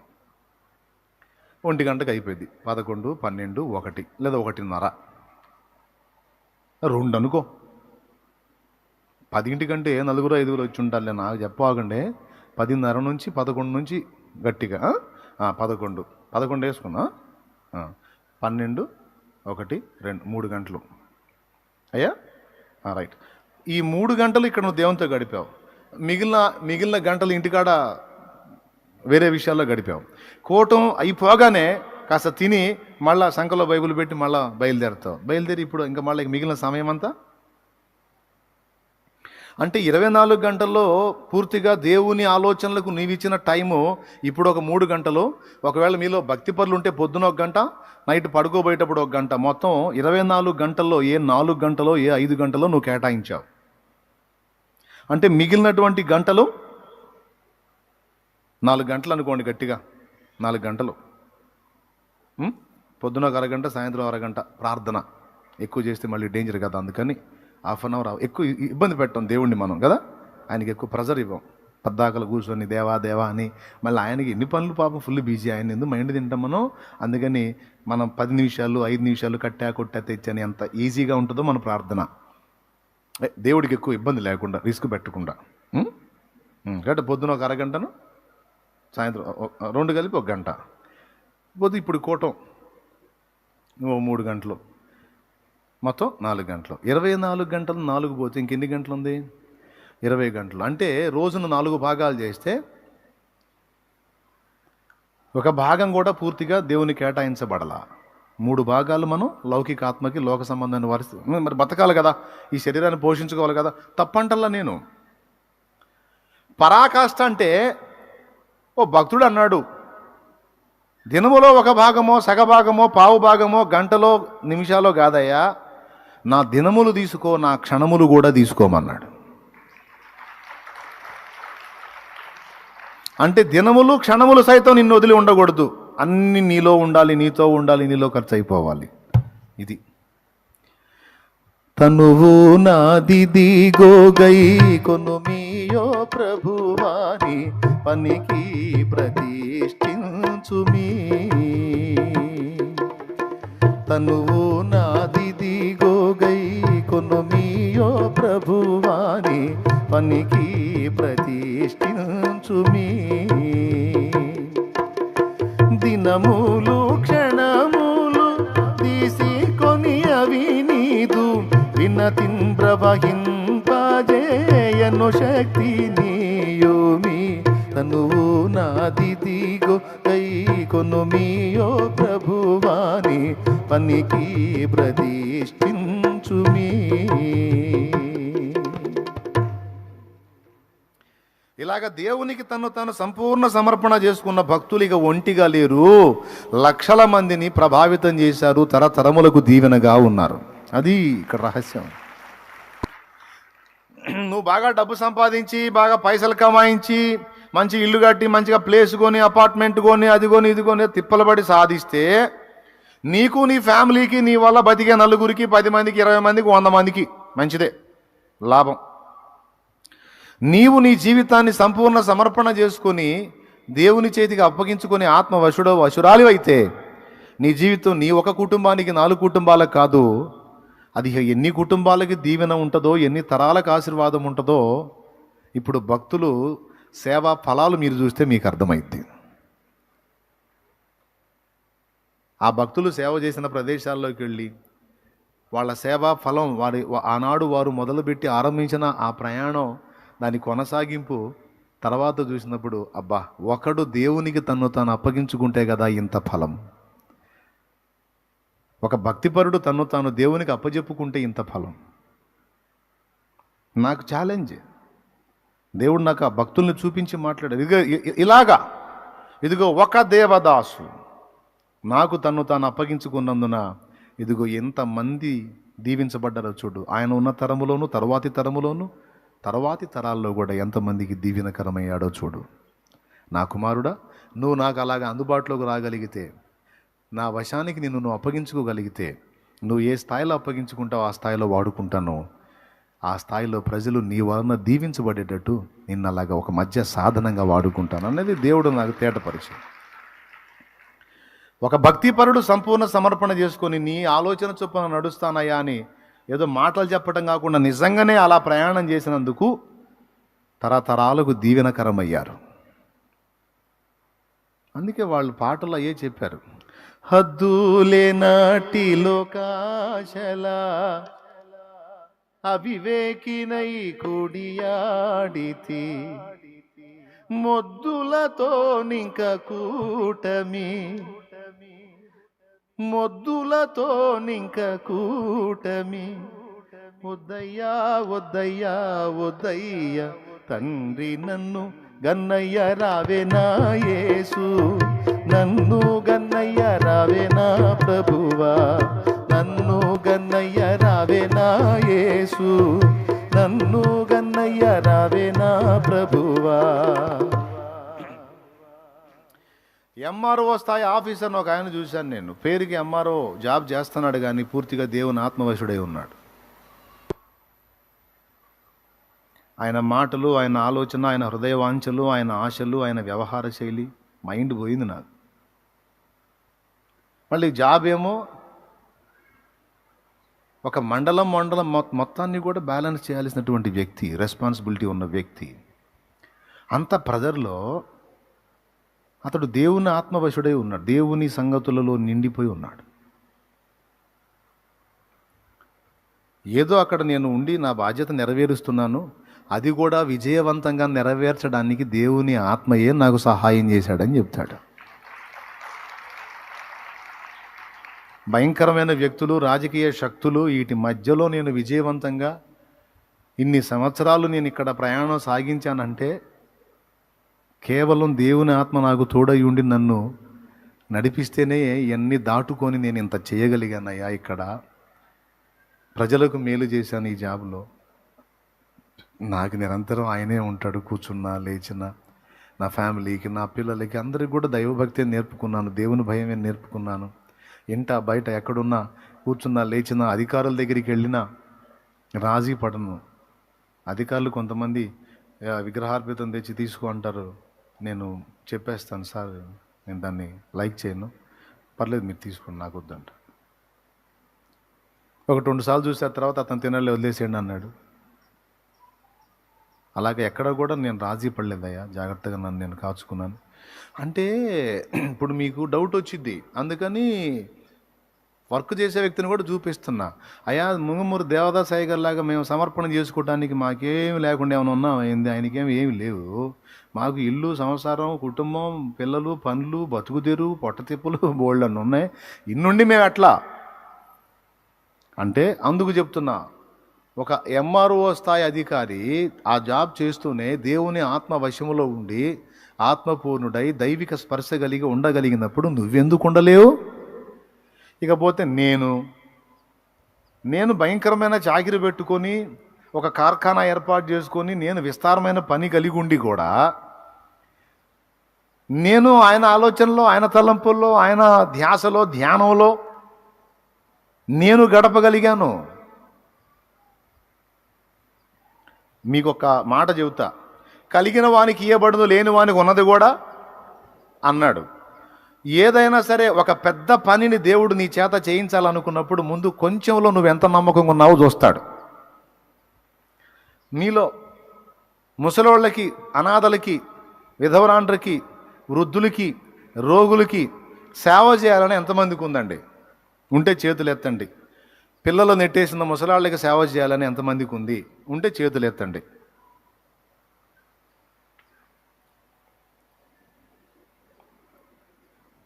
సగం సగం కాదు, చేతులు ఎత్తండి. రైట్, ఓకేనా? దించారేంది?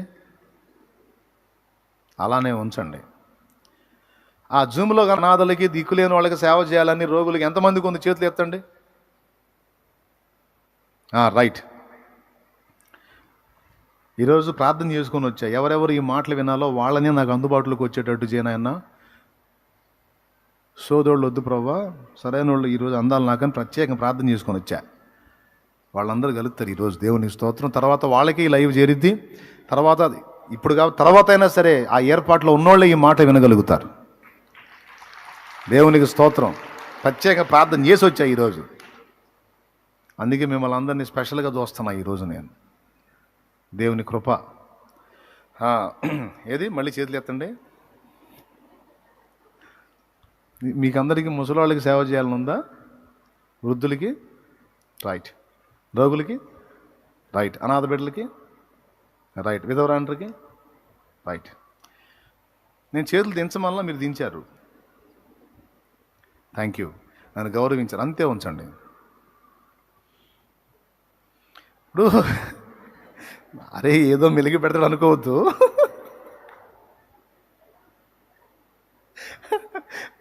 పర్లేదు, నేను మిమ్మల్ని అవమానపరచను.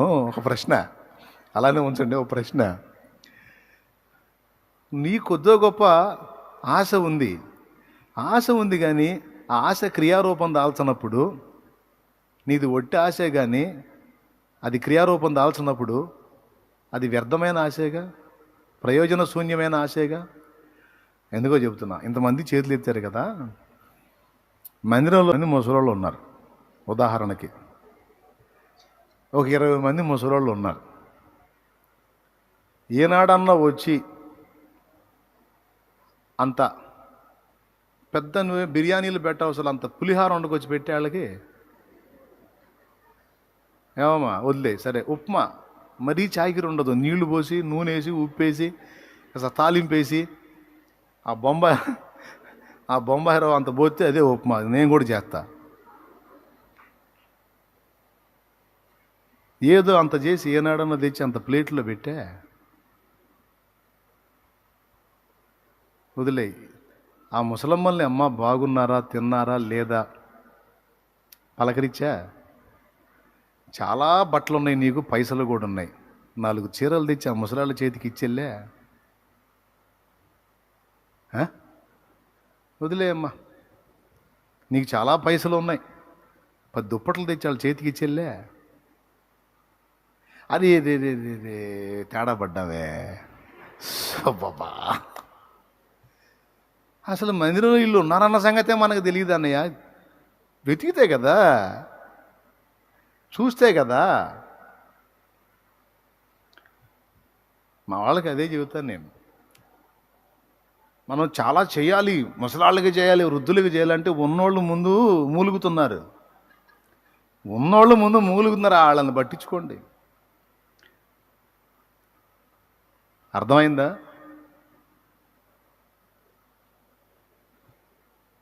నేనే గమనించాను కదా.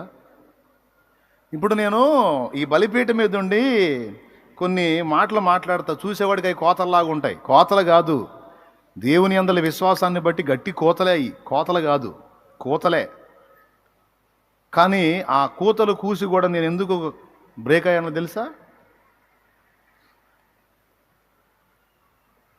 ప్రతి జిల్లాలో కొంతమంది ముసలి వాళ్ళని ఆదరించడానికి, దిక్కులేని వాళ్ళని ఆదరించడానికి ఒక ఏర్పాటు చేయాలని ఒకనాడు నేను అన్న మాట మీకు గుర్తుందో లేదో నాకు గుర్తుంది. ప్రతి జిల్లాలో ఒకటి స్థాపించాలని నా ఆశ వ్యక్తం చేశా. స్పిరిచువల్ సర్వీసే కాదు, సోషల్ సర్వీస్ కూడా మనం చేయాలి. ఎందుకంటే బైబిల్ రెండూ చెప్పింది. ఒక వ్యక్తికి ఆధ్యాత్మిక ఆకలి తీర్చడమే కాదు, భౌతిక ఆకలి తీర్చడం కూడా దేవుని వాక్యంలో రాయబడి ఉంది. నీ సహోదరుడు అప్పటికి ఆహారానికి లేక నీ దగ్గరికి వచ్చినప్పుడు రమ్ము, చలిగాచుకొనుము అనటం కాదు, ముందు వాడికి ఆహారం పెట్టడం కదా దేవుని ప్రేమ అని యాకోబు 2లో చెప్పాడు. యాకోబు 1:27 తండ్రి అయిన దేవుని ఎదుట నిష్కళంకమైన పవిత్రమైన భక్తి ఏదనగా దిక్కులేని పిల్లలను విధవరాండును వారి ఇబ్బందిలో పరామర్శించుటయు ఇహలోక మాలిన్యము తన కంటకుండా తన్ను తాను కాపాడుకునుటయునే. ఏమర్థమైంది? ఏమర్థమైంది? దిక్కులేని పిల్లల్ని విధవరాండ్రని. విధవరాళ్ళనగానే యవనస్తులు కనపడతారు. ముసలమ్మ విధవరాలే. దిక్కులేని పిల్లలు అన్నారు. దిక్కులేని పిల్లలని తల్లిదండ్రిని కోల్పోయిన అనాథలే. ముసలోళ్ళకి తల్లిదండ్రులు ఉంటారా? తల్లిదండ్రి కోల్పోయిన పిల్లలు అంటే కేవలం చిన్న పిల్లలనే కాదు, ముసలి వాళ్ళకు కూడా తల్లిదండ్రి ఉండరు కదా. మరి వాళ్ళు కూడా అనాథ పిల్లలే కదా. చెప్పమ్మా, చెప్పునాయనా. తల్లిదండ్రులు లేని చిన్నపిల్లలు, యవనస్తురాళ్లే కదా. ముసలి వాళ్ళకు కూడా తల్లిదండ్రులు ఉండరు. కన్నబిడ్డలు నెట్టేస్తారు. కొంతమందికి పిల్లలు చనిపోయి ఉంటారు, కొంతమందికి అసలు పిల్లలే ఉండరు. వాళ్ళు దిక్కులేని పక్షులే కదా.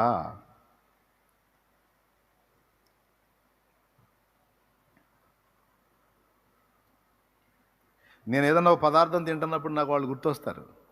నా ఇంట్లో కూర్చొని నేను ఈ పదార్థం తింటున్నాను, వాళ్ళకి ఎవరు పెడతారు? నేను వెచ్చగా దుప్పటి కప్పుకొని పండుకున్నప్పుడు నాకు వాళ్ళు గుర్తొస్తారు.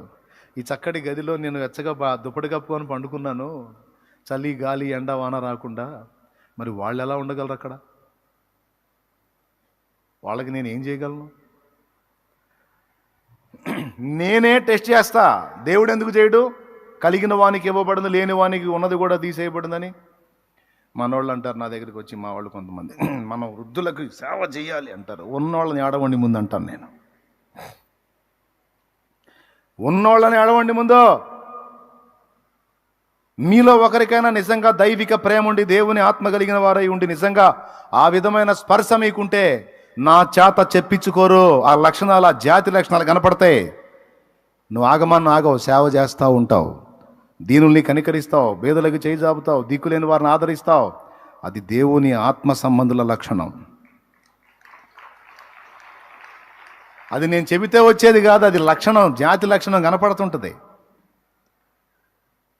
నమ్మకంగా చేతులు ఎత్తిపిచ్చి ఇట్లా బుక్ చేస్తాం మమ్మల్ని అనుకోవద్దు.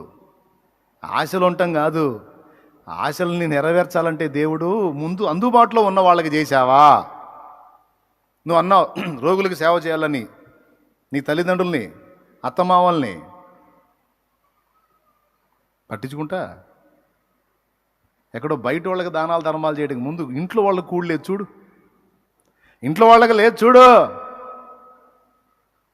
ఇంట చేసే న్యాయం ఇంట చేయాలి, బయట చేసే న్యాయం బయట చేయాలి. ఏమనుకోవాకండి.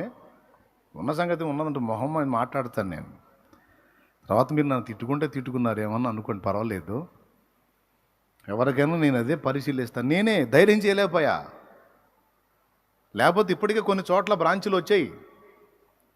అయితే ఓల్డ్ ఏజ్ హోమ్ స్టార్ట్ చేసేవాడిని. దేవుడే కార్యం చేస్తాడండి. ఇంత పని చేయటానికి దేవుడు వ్యక్తుల్ని ప్రేరేపించి నాకు సహాయం చేసిన దేవుడు, అలాంటి నేను 100 పెట్టిన దానికి కావాల్సిన సహాయం దేవుడు నాకు ఇవ్వగలడు. ఆర్థికపరమైన విషయాల్లో వెనకడుగు వేసేది లేదు. ఏమీ లేకుండా దేవుని పనికి వచ్చినా నేను. ఇంత పని చేసింది ఎవరు? నేనా? మా తాత, ఆయన చేశాడు. అలాంటి 100 స్థాపించినా 100 స్థాపించడానికి కావలసిన ఆర్థిక సమృద్ధిని దేవుడు నాకు కృపనిస్తాడు. ఆయన్ని బట్టే ఈ ధైర్యం నాకు. కానీ నాకు వ్యక్తులలో కావాలా, నమ్మకమైన వ్యక్తులు. ఒక ప్రాంతాన్ని అప్పగించి ఇదిగో వీళ్ళ జాగ్రత్తగా చూసుకో తల్లి, చూసుకో నాయన అని అప్పచెబితే కసరకుండా, తిట్టకుండా ముసలోళ్ళు ఇసిగిస్తారు, పిల్లలు ఇసిగిస్తారు, కసరకుండా తిట్టకుండా, ఎందుకంటే వాళ్ళు వయసు అయిపోయిన వాళ్ళు కాబట్టి వాళ్ళకి బీపీ అయి పనిచేస్తూ ఉంటాయి. ఊరకనే అలుగుతారు, సణుగుతారు, గొణుగుతారు. వాళ్ళకి ఏ కొంచెం ఇబ్బంది అయినా ఇబ్బంది పెడతారు. అయినా తట్టుకొని వాళ్ళకి దేవుని ప్రేమను పంచేటువంటి సత్తా ఎవరికి ఉంది? అలాంటి వాళ్ళు ఏరి?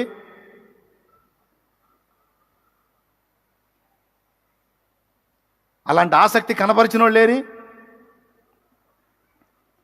ఎవరో ఒకరిద్దరు తప్ప ఇంతవరకు సరిగ్గా తగల్లా నాకు. అలాంటి వాళ్ళు కనీసం ఒక్కొక్క ప్రాంతానికి ఒక్కొక్కరు అలాంటి వాళ్ళు సమర్పణ కలిగిన వాళ్ళు ఒక్కళ్ళు ఉంటే ఆ ఒక్కళ్ళని ఆధారం చేసుకుని ఒక చోట ఒక బ్రాంచ్నే స్టార్ట్ చేయొచ్చు. దిక్కులేని వాళ్ళకి, అనాథలకి, వృద్ధులకి అంతా ఆహారం పెట్టి ఏర్పాటు చేయొచ్చు. కానీ ముందు ఇక్కడ ఉన్న వాళ్ళలో ఈ వీళ్ళని ఆదరించే వాళ్ళు ఎంతమంది, వాళ్ళ విషయంలో ఆసక్తిగా కష్టపడే వాళ్ళు ఎంతమంది అనేది నేను గమనిస్తున్నా. ఇక్కడే కరెక్ట్గా చేసే పొజిషన్ లేనప్పుడు ఇంకెక్కడన్నా స్టార్ట్ చేస్తే అక్కడ కరెక్ట్గా జరగకపోతే అవమానం ఎవరికే? అందుకే దేవునికి ప్రార్థన చేశా, అలాంటి సేవా దృక్పథం కలిగినటువంటి యథార్థవంతులు, భక్తిపరులు, ఆత్మ సంబంధులు, నిజంగా దేవుని ప్రేమతో నిండుకున్న వాళ్ళు ఎవరైనా ఉంటే అలాంటి వాళ్ళు నాకు దొరికిన నాడు ఆ పని నేను పూనుకుంటా దేవా నీకు వందనాలని ప్రార్థన చేసుకుని అట్టాగా. ఇదైపోయేవాళ్ళు కాదు, నిజంగా భారం కలిగిన వాళ్ళు కావాలి. రైటా రాంగా? పట్టు పట్టారాదు, పట్టి విడువరాదు, పట్టనేని బిగియ పట్టవలను, పట్టి విడుచుట కంటే పడి తచ్చుటే మేలు విశ్వదాయవరాం ఇందరూ వేమన్నాడు. మనం ఏమన్నా భలే అవమానం కలిగింది అనుకోకండి. ఇప్పుడు ముసలాళ్ళ పంట బండిద్ది ఈ వారం రోజులు నాకు తెలుసు. దేవునికి స్తోత్రం. వాళ్ళు వద్దు అన్నా సరే ముక్కులో నోట్లో కూడా గుక్కిపోతారు నాకు తెలుసు. స్తోత్రం, హల్లెలూయా హల్లెలూయా. నేను చెబితే కొంతమంది ఇప్పుడు ఆ పని కూడా చేయొచ్చు. ఇప్పుడు అన్న చెప్పగానే మనం చేసామనుకో, నేను చెప్పాను మీరు చేశారని పుడతాడు. మళ్ళీ వద్దులు ఇప్పుడు తర్వాత చేద్దామని సర్దుకునే వాళ్ళు ఉన్నారు. తర్వాత చేద్దరు, కనీసం ఇప్పుడు చెప్పినాకన్నా చేయండి అమ్మా, మీకు దండం పెడతా. పువ్వు పుట్టగానే పరిమళిస్తుందని మదర్ తెరీసా లైఫ్ చదివినప్పుడు ఆమె మన తెలుగు స్టడీలో మదర్ తెరీసాది ఒక స్టోరీ వచ్చింది నేను చదివేటప్పుడు. మరి అప్పుడు చదివిన వాళ్ళు ఎవరికైనా గుర్తుందా? మన తెలుగు పాఠ్య పుస్తకంలో మదర్ తెరీసా స్టోరీ వచ్చింది. ఎంతమంది గుర్తుంది? Thank you. అది మీరు నాతో కూడా చదివిన వాళ్ళు అన్నమాట. మదర్ తెరీసా లైఫ్ స్టోరీ వచ్చింది చూసామమ్మా. అందులో ఈ మాట రాసి ఉంటుంది, పువ్వు పుట్టగానే పరిమళిస్తుంది అన్న మాట మదర్ తెరీసా జీవితంలో అక్షరాలా నెరవేరింది. ఆమె యుగస్లేవియా దేశస్తురాలు, ఆగ్నెస్ గోన్సా బోజాక్షో అనే పేరు కలిగిన ఆమె పసిప్రాయం నుంచి కూడా ఇలాంటి సేవా దృక్పథం కలిగి ఉంది. స్కూల్కి ఆలస్యంగా పోయి టీచర్ చేత తన్నులింది.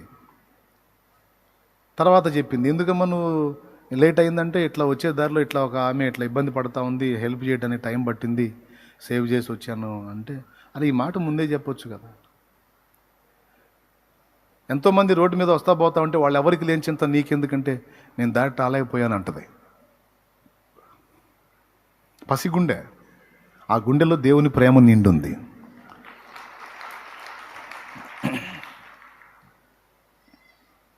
అట్లా ఏ గుండెలో ఏ ప్రేమ నిండుందో, ఎవరి దగ్గర ఏ అభిషేకం ఉందో అది వ్యక్తమైద్ది. ఆ జాతి లక్షణం కనపడుతుంటదే. ఒట్టి మాటలోళ్ళు ఎవరో నాకు తెలుసు, నిజంగా భారం కలిగి నిజంగా దైవిక ప్రేమతో నింపబడిన వాళ్ళు ఎవరో కూడా నాకు తెలుసు. నాకే తెలిసినప్పుడు ఆయన తెలీదు. దినములు క్షణములు ఇదిగో సమస్తము నీకు అని అప్పచెప్పిన ఒకడు అప్పగించుకుంటే ఎంతమందికి దీవెన. ఒక మదర్ తెరీసా దేవుని కోసం నిలబడితే ఎంతమందికి దీవెన, ఎన్ని జీవితాలకు వెలుగు. వర్క్ చేసుకుంటానే నాకున్న ఆ గ్యాప్లో గ్రంథాలు స్టడీ చేసుకుంటా, దేవుని వాక్యాన్ని ధ్యానించుకుంటా, ప్రార్థించుకుంటా, దేవునితో గడుపుకుంటా, ఆ వర్క్ చేస్తే కూడా ఏడ్చుకునేవాడిని. ఐగుప్తీయులు బానిస శృంఖలాలు, ఐగుప్తీయుల దగ్గర బానిసలుగా బతికిన ఇశ్రాయేల్లాగుంది ప్రభువా నా బ్రతుకు. పూర్తి కాలం నేను నీతో ప్రయాణం చేయాలని ఉంది, కానీ నేను ఈ బంధకాల్లో ఉండిపోయాను. నాకు ఇది అప్పుల పాలైపోయి ఉన్నాను, ఆర్థిక సమస్యలతో ఉన్నాను, అవమానాల్లో ఉన్నాను. దేవా మూలుగుతున్నాను నాయనా, నాకు విడుదల నివ్వు, నేను నీకోసం కంప్లీట్గా బ్రతకాలి దేవాన్ని నేర్చుకున్నా. నాకున్న కొంచెంలో ఫుల్గా మెటీరియల్ అంతా రెడీ చేసుకొని అంతా ఇక స్టార్ట్ చేద్దాం వర్క్ అనేటప్పటికి ఎవరో ఒకళ్ళు వస్తారు. పర్వాలేదు దెబ్బా తర్వాత పోసుకుందామని దాన్ని అంతా అక్కడ పడేసి వెళ్ళి ఆత్మకు సువార్త చెప్పి ఆ వ్యక్తిని దేవుని కొరకు ఒప్పించి ప్రార్థన చేసి ఆ వ్యక్తిని పంపించి టైంలో అవ్వాల్సింది పెందల కాడ స్టార్ట్ చేస్తే నడినెత్తికి ఎండ వచ్చేటప్పటికి వర్క్ అంతా కంప్లీట్ అయిపోయింది. మరేం చేద్దాం, ఒకటి దగ్గరికి పోతే పరిస్థితి వేరు, టైం అంతా వాడి వశంలో ఉంటుంది. ఒక కుటీర పరిశ్రమలాగా నేను ఏర్పాటు చేస్తున్నాను అనుకో, టైం నా చేతిలో ఉంటుంది, నా ఇష్టం వచ్చినప్పుడు చేసుకుంటా, అవసరమైతే మధ్యరాత్రి చేసుకుంటా. అందుకని వచ్చినంతే వచ్చి దాన్ని కుటీర పరిశ్రమ ఒకటి స్థాపించి దాన్ని చేసుకుంటా, వచ్చిన వాళ్ళకి దేవుని గురించి ప్రకటించుకుంటా, నాకున్న కొంచెం గ్యాప్లో దేవుని పని చేసుకుంటా నేను ముందుకు సాగాను. ఒకనాటికి దేవుడు కంప్లీట్గా దాని అంతటిని పక్కన పెట్టించి పూర్తి కాలపు సేవ చేయడానికి నాకు ఆయన కృపనిచ్చాడు. ఇది నా లైఫ్. నాకున్న దానిలోనే ఆసక్తి వ్యక్తమైంది. ఆ ఆసక్తిని బట్టి పూర్తి స్వేచ్ఛనిచ్చి లైన్లోకి దించాడు. ఈరోజు నీకున్న కొద్దిపాటి గ్యాప్లో నువ్వు ఎంతో చేయొచ్చు దేవుని కోసం. ఒక మద్యపాని ఎప్పుడు దాని గురించిన ఆలోచనే నిండి ఉన్నట్టు ఒక దేవుని ఆత్మ సంబంధి ఎప్పుడు దేవుని గురించిన ఆలోచనలతో నిండి ఉంటాడు. వాడు ఆత్మపూర్ణుడు, ఆమె ఆత్మపూర్ణురాలు. సహోదరుడా సహోదరి, నీవు ఆత్మపూర్ణురాలవై ఆత్మపూర్ణుడై ఉండాలి నాయన. నువ్వు అమ్మా దాన్ని సాధన చేయాలి. ఆత్మచేత నింపబడి ఉండాలి. మరి ఇంకా దేని చేత నింపబడి ఉండాలి? స్టెఫను గురించి రాస్తుంది, విశ్వాసముతో నిండుకున్నవాడు, జ్ఞానముతో నిండుకున్నవాడు, పరిశుద్ధాత్మతో నిండుకున్నవాడని. దేవుని జ్ఞానముతో నింపబడాలి. దేవుని అందలి విశ్వాసంతో నింపబడి ఉండాలి. టైం లేదు.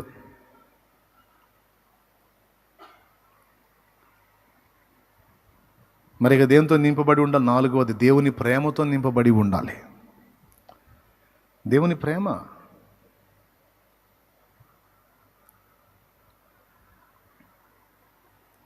ఆ ప్రేమ నింపబడిన వాడు ఇక తన స్వార్థాన్ని ఆలోచించడు. తను ఎలా ఉన్నాడు, తన పరిస్థితులు ఎలా ఉన్నాయి, తన వారు ఎలా ఉన్నారు, ఇది కాదు. దేవుని ప్రేమ బలవంతం చేసిద్ది.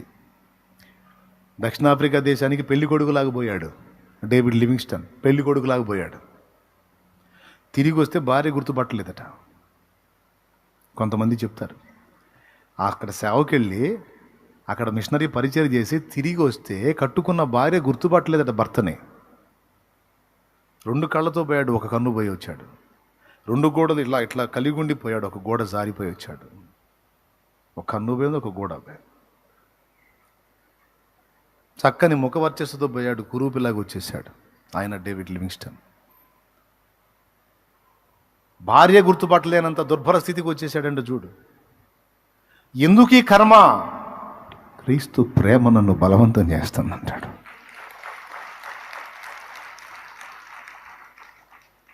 నా దేవుని ప్రేమ ఎరుగని ప్రజలు ఎంతోమంది అజ్ఞానంలో, అంధకారంలో, మూఢ విశ్వాసాల్లో తమ జీవితాలని భౌతికంగా నాశనం చేసుకుంటున్నారు. చచ్చి కూడా నరకానికి వెళ్తున్నారు. వారి ఆత్మలు నశించిపోతున్నాయి. ప్రశాంతంగా తినలేకపోతున్నాను, నిద్రపోలేకపోతున్నాను. దేవుని కోసం నేను పని చేయాలి. నేను ఈ లోకాన్ని అనుభవించలేకపోతున్నాను. నేను ఈ లోకానికి చెందినోడిని కాదు, నేను దేవునికి చెందినోడిని. నేను దేవుని పని చేయాలి. నా నుండి వచ్చే దేవుని వాక్కు కోసం కొన్ని ఆత్మలు ఉన్నాయి. ఆ దేవుడు నాతో మాట్లాడాడు. నీ నుండి వచ్చే ఆ మేత కోసం కొన్ని గొర్రెలు ఉన్నాయి అన్నాడు నాతో. నా కుమారుడా, నువ్వు లైన్లోకి రావాలిరా. నీ నోటి నుండి వచ్చే మాటలు ఆత్మీయ ఆహారం కోసం కొన్ని గొర్రెలు ఉన్నాయి నాయన. మేకపాలే సమృద్ధి అవుతాయి. ఆ కొంచెమే మేకపాలు ఎంత ఏ పాటిది అనుకోవద్దు. నువ్వు కొంచెమే విస్తారం అయ్యేటట్టు నేను చేస్తాను. నీ ఆహారం కోసం గొర్రెలు ఉన్నాయి, నువ్వు గదులు అన్నాడు. నాయన దేవుని ప్రేమ నన్ను బలవంతం చేస్తుందని రెడ్ ఇండియన్ల మధ్యలోకి వెళ్ళిపోయాడు డేవిడ్ బ్రైనార్డ్. అక్కడే చనిపోయాడు. అక్కడే అవుట్. పూర్తిగా వాళ్ళ కోసం జీవితం అంతా కాదు, ఉన్నది 5 ఏళ్ళు అక్కడే ఖర్చు పెట్టేసి చనిపోయే శవమయ్యాడు. ఎందుకు నీకు ఈ కర్మ? దేవుని ప్రేమ నన్ను బలవంతం చేస్తుంది. ఈక్వెడార్ అరణ్యంలో ఔకా జాతి మనుషుల మధ్యలోకి వెళ్ళారు జిమ్ ఎలియాడ్ బృందం. వాళ్ళ డబ్బులు ఖర్చు పెట్టుకుని నానా బాధలు పడి, ఎందుకు ఈ కర్మ? మీకేం తక్కువై? కాదు, అనాగరిక జాతి వాళ్ళు మమ్మల్ని చంపినా పర్వాలా, దేవుని ప్రేమ అంటే ఏంటో వాళ్ళకి పరిచయం చేసి చావాలి. వాళ్ళ కోసం పడరాని పాటలల్లో పడి చివరికి అక్కడే హతసాక్షులు అయిపోయారు, చనిపోయారు. వాళ్ళు చనిపోయిన తర్వాత వాళ్ళ ఫ్యామిలీ మెంబర్స్ వెళ్ళి మళ్ళీ వాళ్ళు ప్రకటిస్తే వాళ్ళకి చెప్పెళ్తారు, కుటుంబానికి చెప్పెళ్తారు. ఒకవేళ మేము ఈరోజు వాళ్ళ మధ్యలోకి దిగబోతున్నాం, ఇన్ని రోజులు పైన ఫ్లైట్లో ఉండి వాళ్ళకి ఆహారం అవన్నీ ఇచ్చి వాళ్ళని మచ్చిక చేసుకున్నాం, ఇప్పుడు వాళ్ళ మధ్యలోకి దిగబోతున్నాం, ఒకవేళ మా మీద అటాక్ జరిగితే, మేము ప్రాణాలు కోల్పోతే మీరు పని ఆపొద్దు, మేము పోయినా మీరు మా తర్వాత వచ్చి అక్కడ ప్రకటించాలి. గుర్తుపెట్టుకోండి. జిమ్మి వెళ్ళాడు బృందం 5 వాళ్ళు అక్కడ దిగగానే చంపేస్తారు వాళ్ళని. ఏం కర్మనైనా ఇది, ఎందుకు మీకు ఈ బాధ? దేవుని ప్రేమ. ఆ ప్రేమ తెలుసుకోకపోతే నేను నాశనం అయ్యేవాడిని, నరకానికి వెళ్ళేవాడిని. ఎవరో త్యాగం చేస్తే ఆ ప్రేమ నాకు దొరికింది. ఎవరో త్యాగం చేశారు. ఏ మహానుభావుడో, ఏ మహానుభావుడో, ఏ మహాతల్లో వాళ్ళ జీవితాలు త్యాగం చేసి నాకు ఈ గ్రంథాన్ని మోసుకొచ్చారు, నాకు యేసును మోసుకొచ్చి పరిచయం చేశారు. ఈరోజు యేసును తెలుసుకున్న, నా కళ్ళు వెలిగించబడ్డాయి, ఆత్మ రక్షింపబడింది, జీవితానికి అర్థం, పరమాత్మ విలువలేంటో అర్థమైంది. అది తెలియని స్థితిలో చాలామంది ఉన్నారు. ఇతరుల త్యాగాన్ని నేను అనుభవిస్తున్నప్పుడు మరి నా త్యాగం వద్దా? నాలాంటి ఎంతోమంది జీవితాలు పణంగా పెట్టి, వాళ్ళ ప్రాణాలకు తెగించి, వాళ్ళ దేశాలను వదిలిపెట్టి, వాళ్ళ ప్రాంతాలను వదిలిపెట్టి, వాళ్ళ ఆనందాలని, సౌఖ్యాలని, భోగాలని వదిలిపెట్టి దిక్కులేని స్థితిలో వాళ్ళు ఎక్కడెక్కడో సమాధి అయిపోయారు కదా, నా కోసమే కదా. హల్లెలూయా. ఎక్కడో పుట్టారు, ఎక్కడో రాలిపోయారు. సొంత ఆనందాలు, సొంత దేశం, సొంత ప్రాంతం, సొంత సంపాదన ఏం పట్టించుకోవాలి. దేవుని ప్రేమ. మదర్ తెరీసా ఎక్కడ చనిపోయింది? ఆమె సమాధి ఎక్కడుంది? ఇండియాలో ఉందా, యుగోస్లావియాలో ఉందా? చెప్పండి ఆయన. ఎక్కడదామే? యుగోస్లావియా. ఎక్కడ చనిపోయింది? విలియం కేరీ సమాధి ఎక్కడుంది? ఎక్కడివాడు విలియం కేరీ? ఎందుకు ఈ కర్మ? ఎందుకు? మదర్ తెరీసా కూడా అందరు ఆడపిల్లలాగా చక్కగా పెళ్లి చేసుకొని పిల్లల్ని కానీ ఒకడికి భార్య అయి సంసార సుఖాలు అనుభవించి ఆనందించి అక్కడే చచ్చిపోతే పోను. గుండె నిండా దేవుని ప్రేమతో నిండిపోయిన వ్యక్తులు, దేవుని ఆత్మతో, దేవుని అభిషేకంతో కాదు, దేవుని ప్రేమతో నిండిన వ్యక్తులు. అమ్మా ఎందుకు పుట్టావు తల్లి నువ్వంటే, కానీ పిల్లల్ని చెత్త కుప్పలో పడేసినటువంటి తల్లులు ఉన్నారు కదా, వాళ్ళు పడేసిన పిల్లల్ని పెంచడానికి పుట్టించాడు దేవుడు నన్ను. రోగగ్రస్తులైన వారికి సేవ చేయడానికి పుట్టించాడు నన్ను. దిక్కులేని అనాథలకు ఆశ్రయపురమగినట్లు పుట్టించాడు నన్ను. నా జన్మకు సార్థకత ఇదే.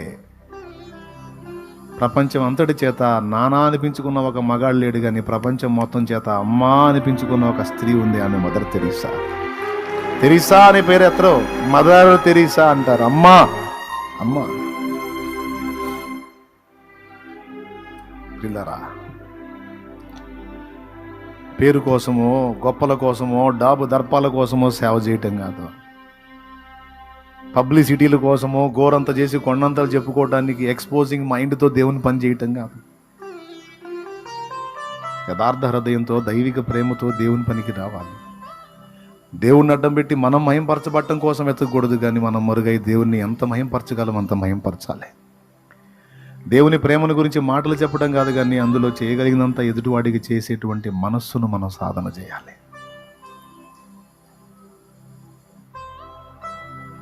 దేవునితో నింపబడినటువంటి వ్యక్తి దేవుని గుండెతో నింపబడతాడు, దేవుని విశ్వాస్యతతో నింపబడతాడు.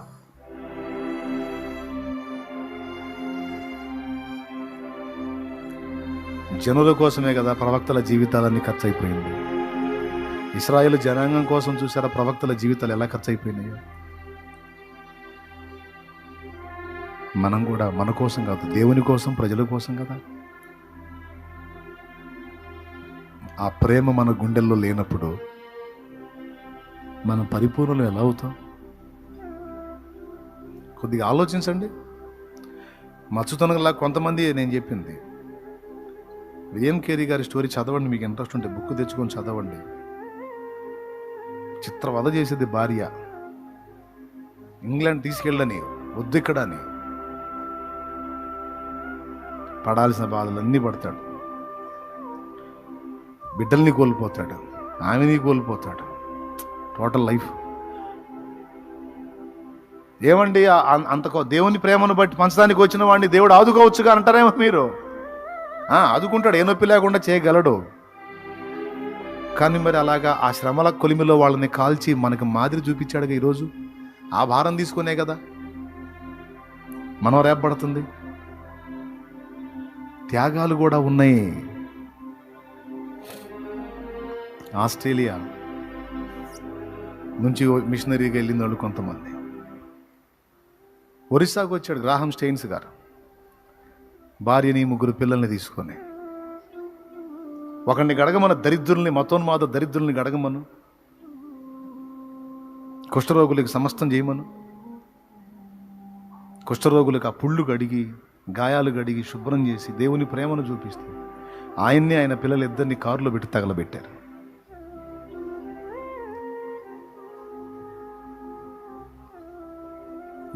ఏం కర్మ సార్ మీకు? ఎందుకండి స్టెయిన్స్ గారు, ఎందుకండి మీకు? మీ దేశంలో మీరు హ్యాపీగా ఉండొచ్చు కదండి. ఎందుకండి మీ డబ్బులు పెట్టి మీ కష్టం ఎందుకండి? ఇండియాలో నశించిపోతున్న ఆత్మల కోసం,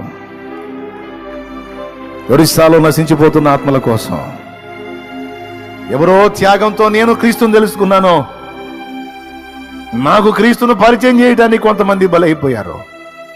నేను ఇతరులకు క్రీస్తును పరిచయం చేయడం కోసం అవసరమైతే నేను నా ఇల్లు బలైపోతాను. కానీ దేవుని ప్రేమ మాత్రం పంచకుండా ఉండలే. ఏంది మనం చేస్తుంది?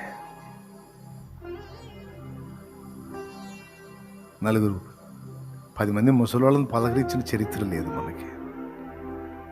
అంత గొడ్డ వాళ్ళకి ఇచ్చిన చరిత్ర లేదు, పట్టించుకున్న చరిత్ర లేదు. వైద్యం తెలుసు, వైద్యం చేసిన చరిత్ర లేదు. 2 ట్యాబ్లెట్లు ఇచ్చిన చరిత్ర లేదు. ఏం చేస్తావు నువ్వు? సేవ ఎందుకు ఇస్తాడు నీకు ఆ సేవ? దేవుడు కొంచెంలో నువ్వు ఉన్న ఆసక్తిని చూసి నీకు ఇంకా ఇస్తాడు. అది సోషల్ సర్వీస్ అయినా, స్పిరిచువల్ సర్వీస్ అయినా. లేకపోతే ఎందుకు ఇవ్వాలి? నాకు పెద్ద సంఘం కట్టాలి, అరే బాబు, ముందు చిన్న సంఘంలో నమ్మకంగా పనిచేయి. ఉన్న ఆత్మల్ని ముందు నమ్మకంగా వాళ్ళ కోసం కష్టపడు. వాళ్ళకు కావలసిన మేత, ఆత్మీయ ఆహారం సమృద్ధిగా సిద్ధపరచు. వాళ్ళ సరిగ్గా పెంచు. వాళ్ళ కోసం నువ్వు కష్టపడి త్యాగం చేయి, మాదిరిపు, సరైనటువంటి ఉపదేశం చెయ్యి. వాళ్ళ కోసం కన్నీరు వీడు, ప్రార్థించు, గోజాడు. కొద్ది మందిని అప్పచెప్పాను, వీడు ఎంత మాత్రం కష్టపడుతున్నాడో గమనిస్తాడు. వీడు నమ్మకంగా కష్టపడుతున్నాడని ఆయన అనిపిస్తే ఆ కొద్ది మంది విస్తారం అయ్యేటట్టు చేస్తాడు. నీకు ఆత్మల రక్షణ కార్యం కావాలి కదా, ముందు అప్పచెప్పిన పని నమ్మకంగా చేయను. నాకు అంత సంఘం లేదుగా, నా చిన్న సంఘమేగా, ఏముందిలే. ఇప్పుడు నేను మాదిరిగా ఉండకపోతే ఏం పోయిందిలే, పెద్ద లోతైన విషయం వాళ్ళకి చెప్పకపోతే ఏం పోయిందిలే, ఏదో ఒకటి చెబుదాంలే. ఇచ్చిన దానిగా దిక్కులేదు. నంబర్ 1 సోమరివి నువ్వు. నీకు ఇంకెక్కడిస్తాడు విస్తారమైన ఆత్మలే? సోదరా, తమ్ముడా, అన్నయ్య, ఏమనుకోకండి. అనుకుంటే అనుకోండి, పర్వాలా.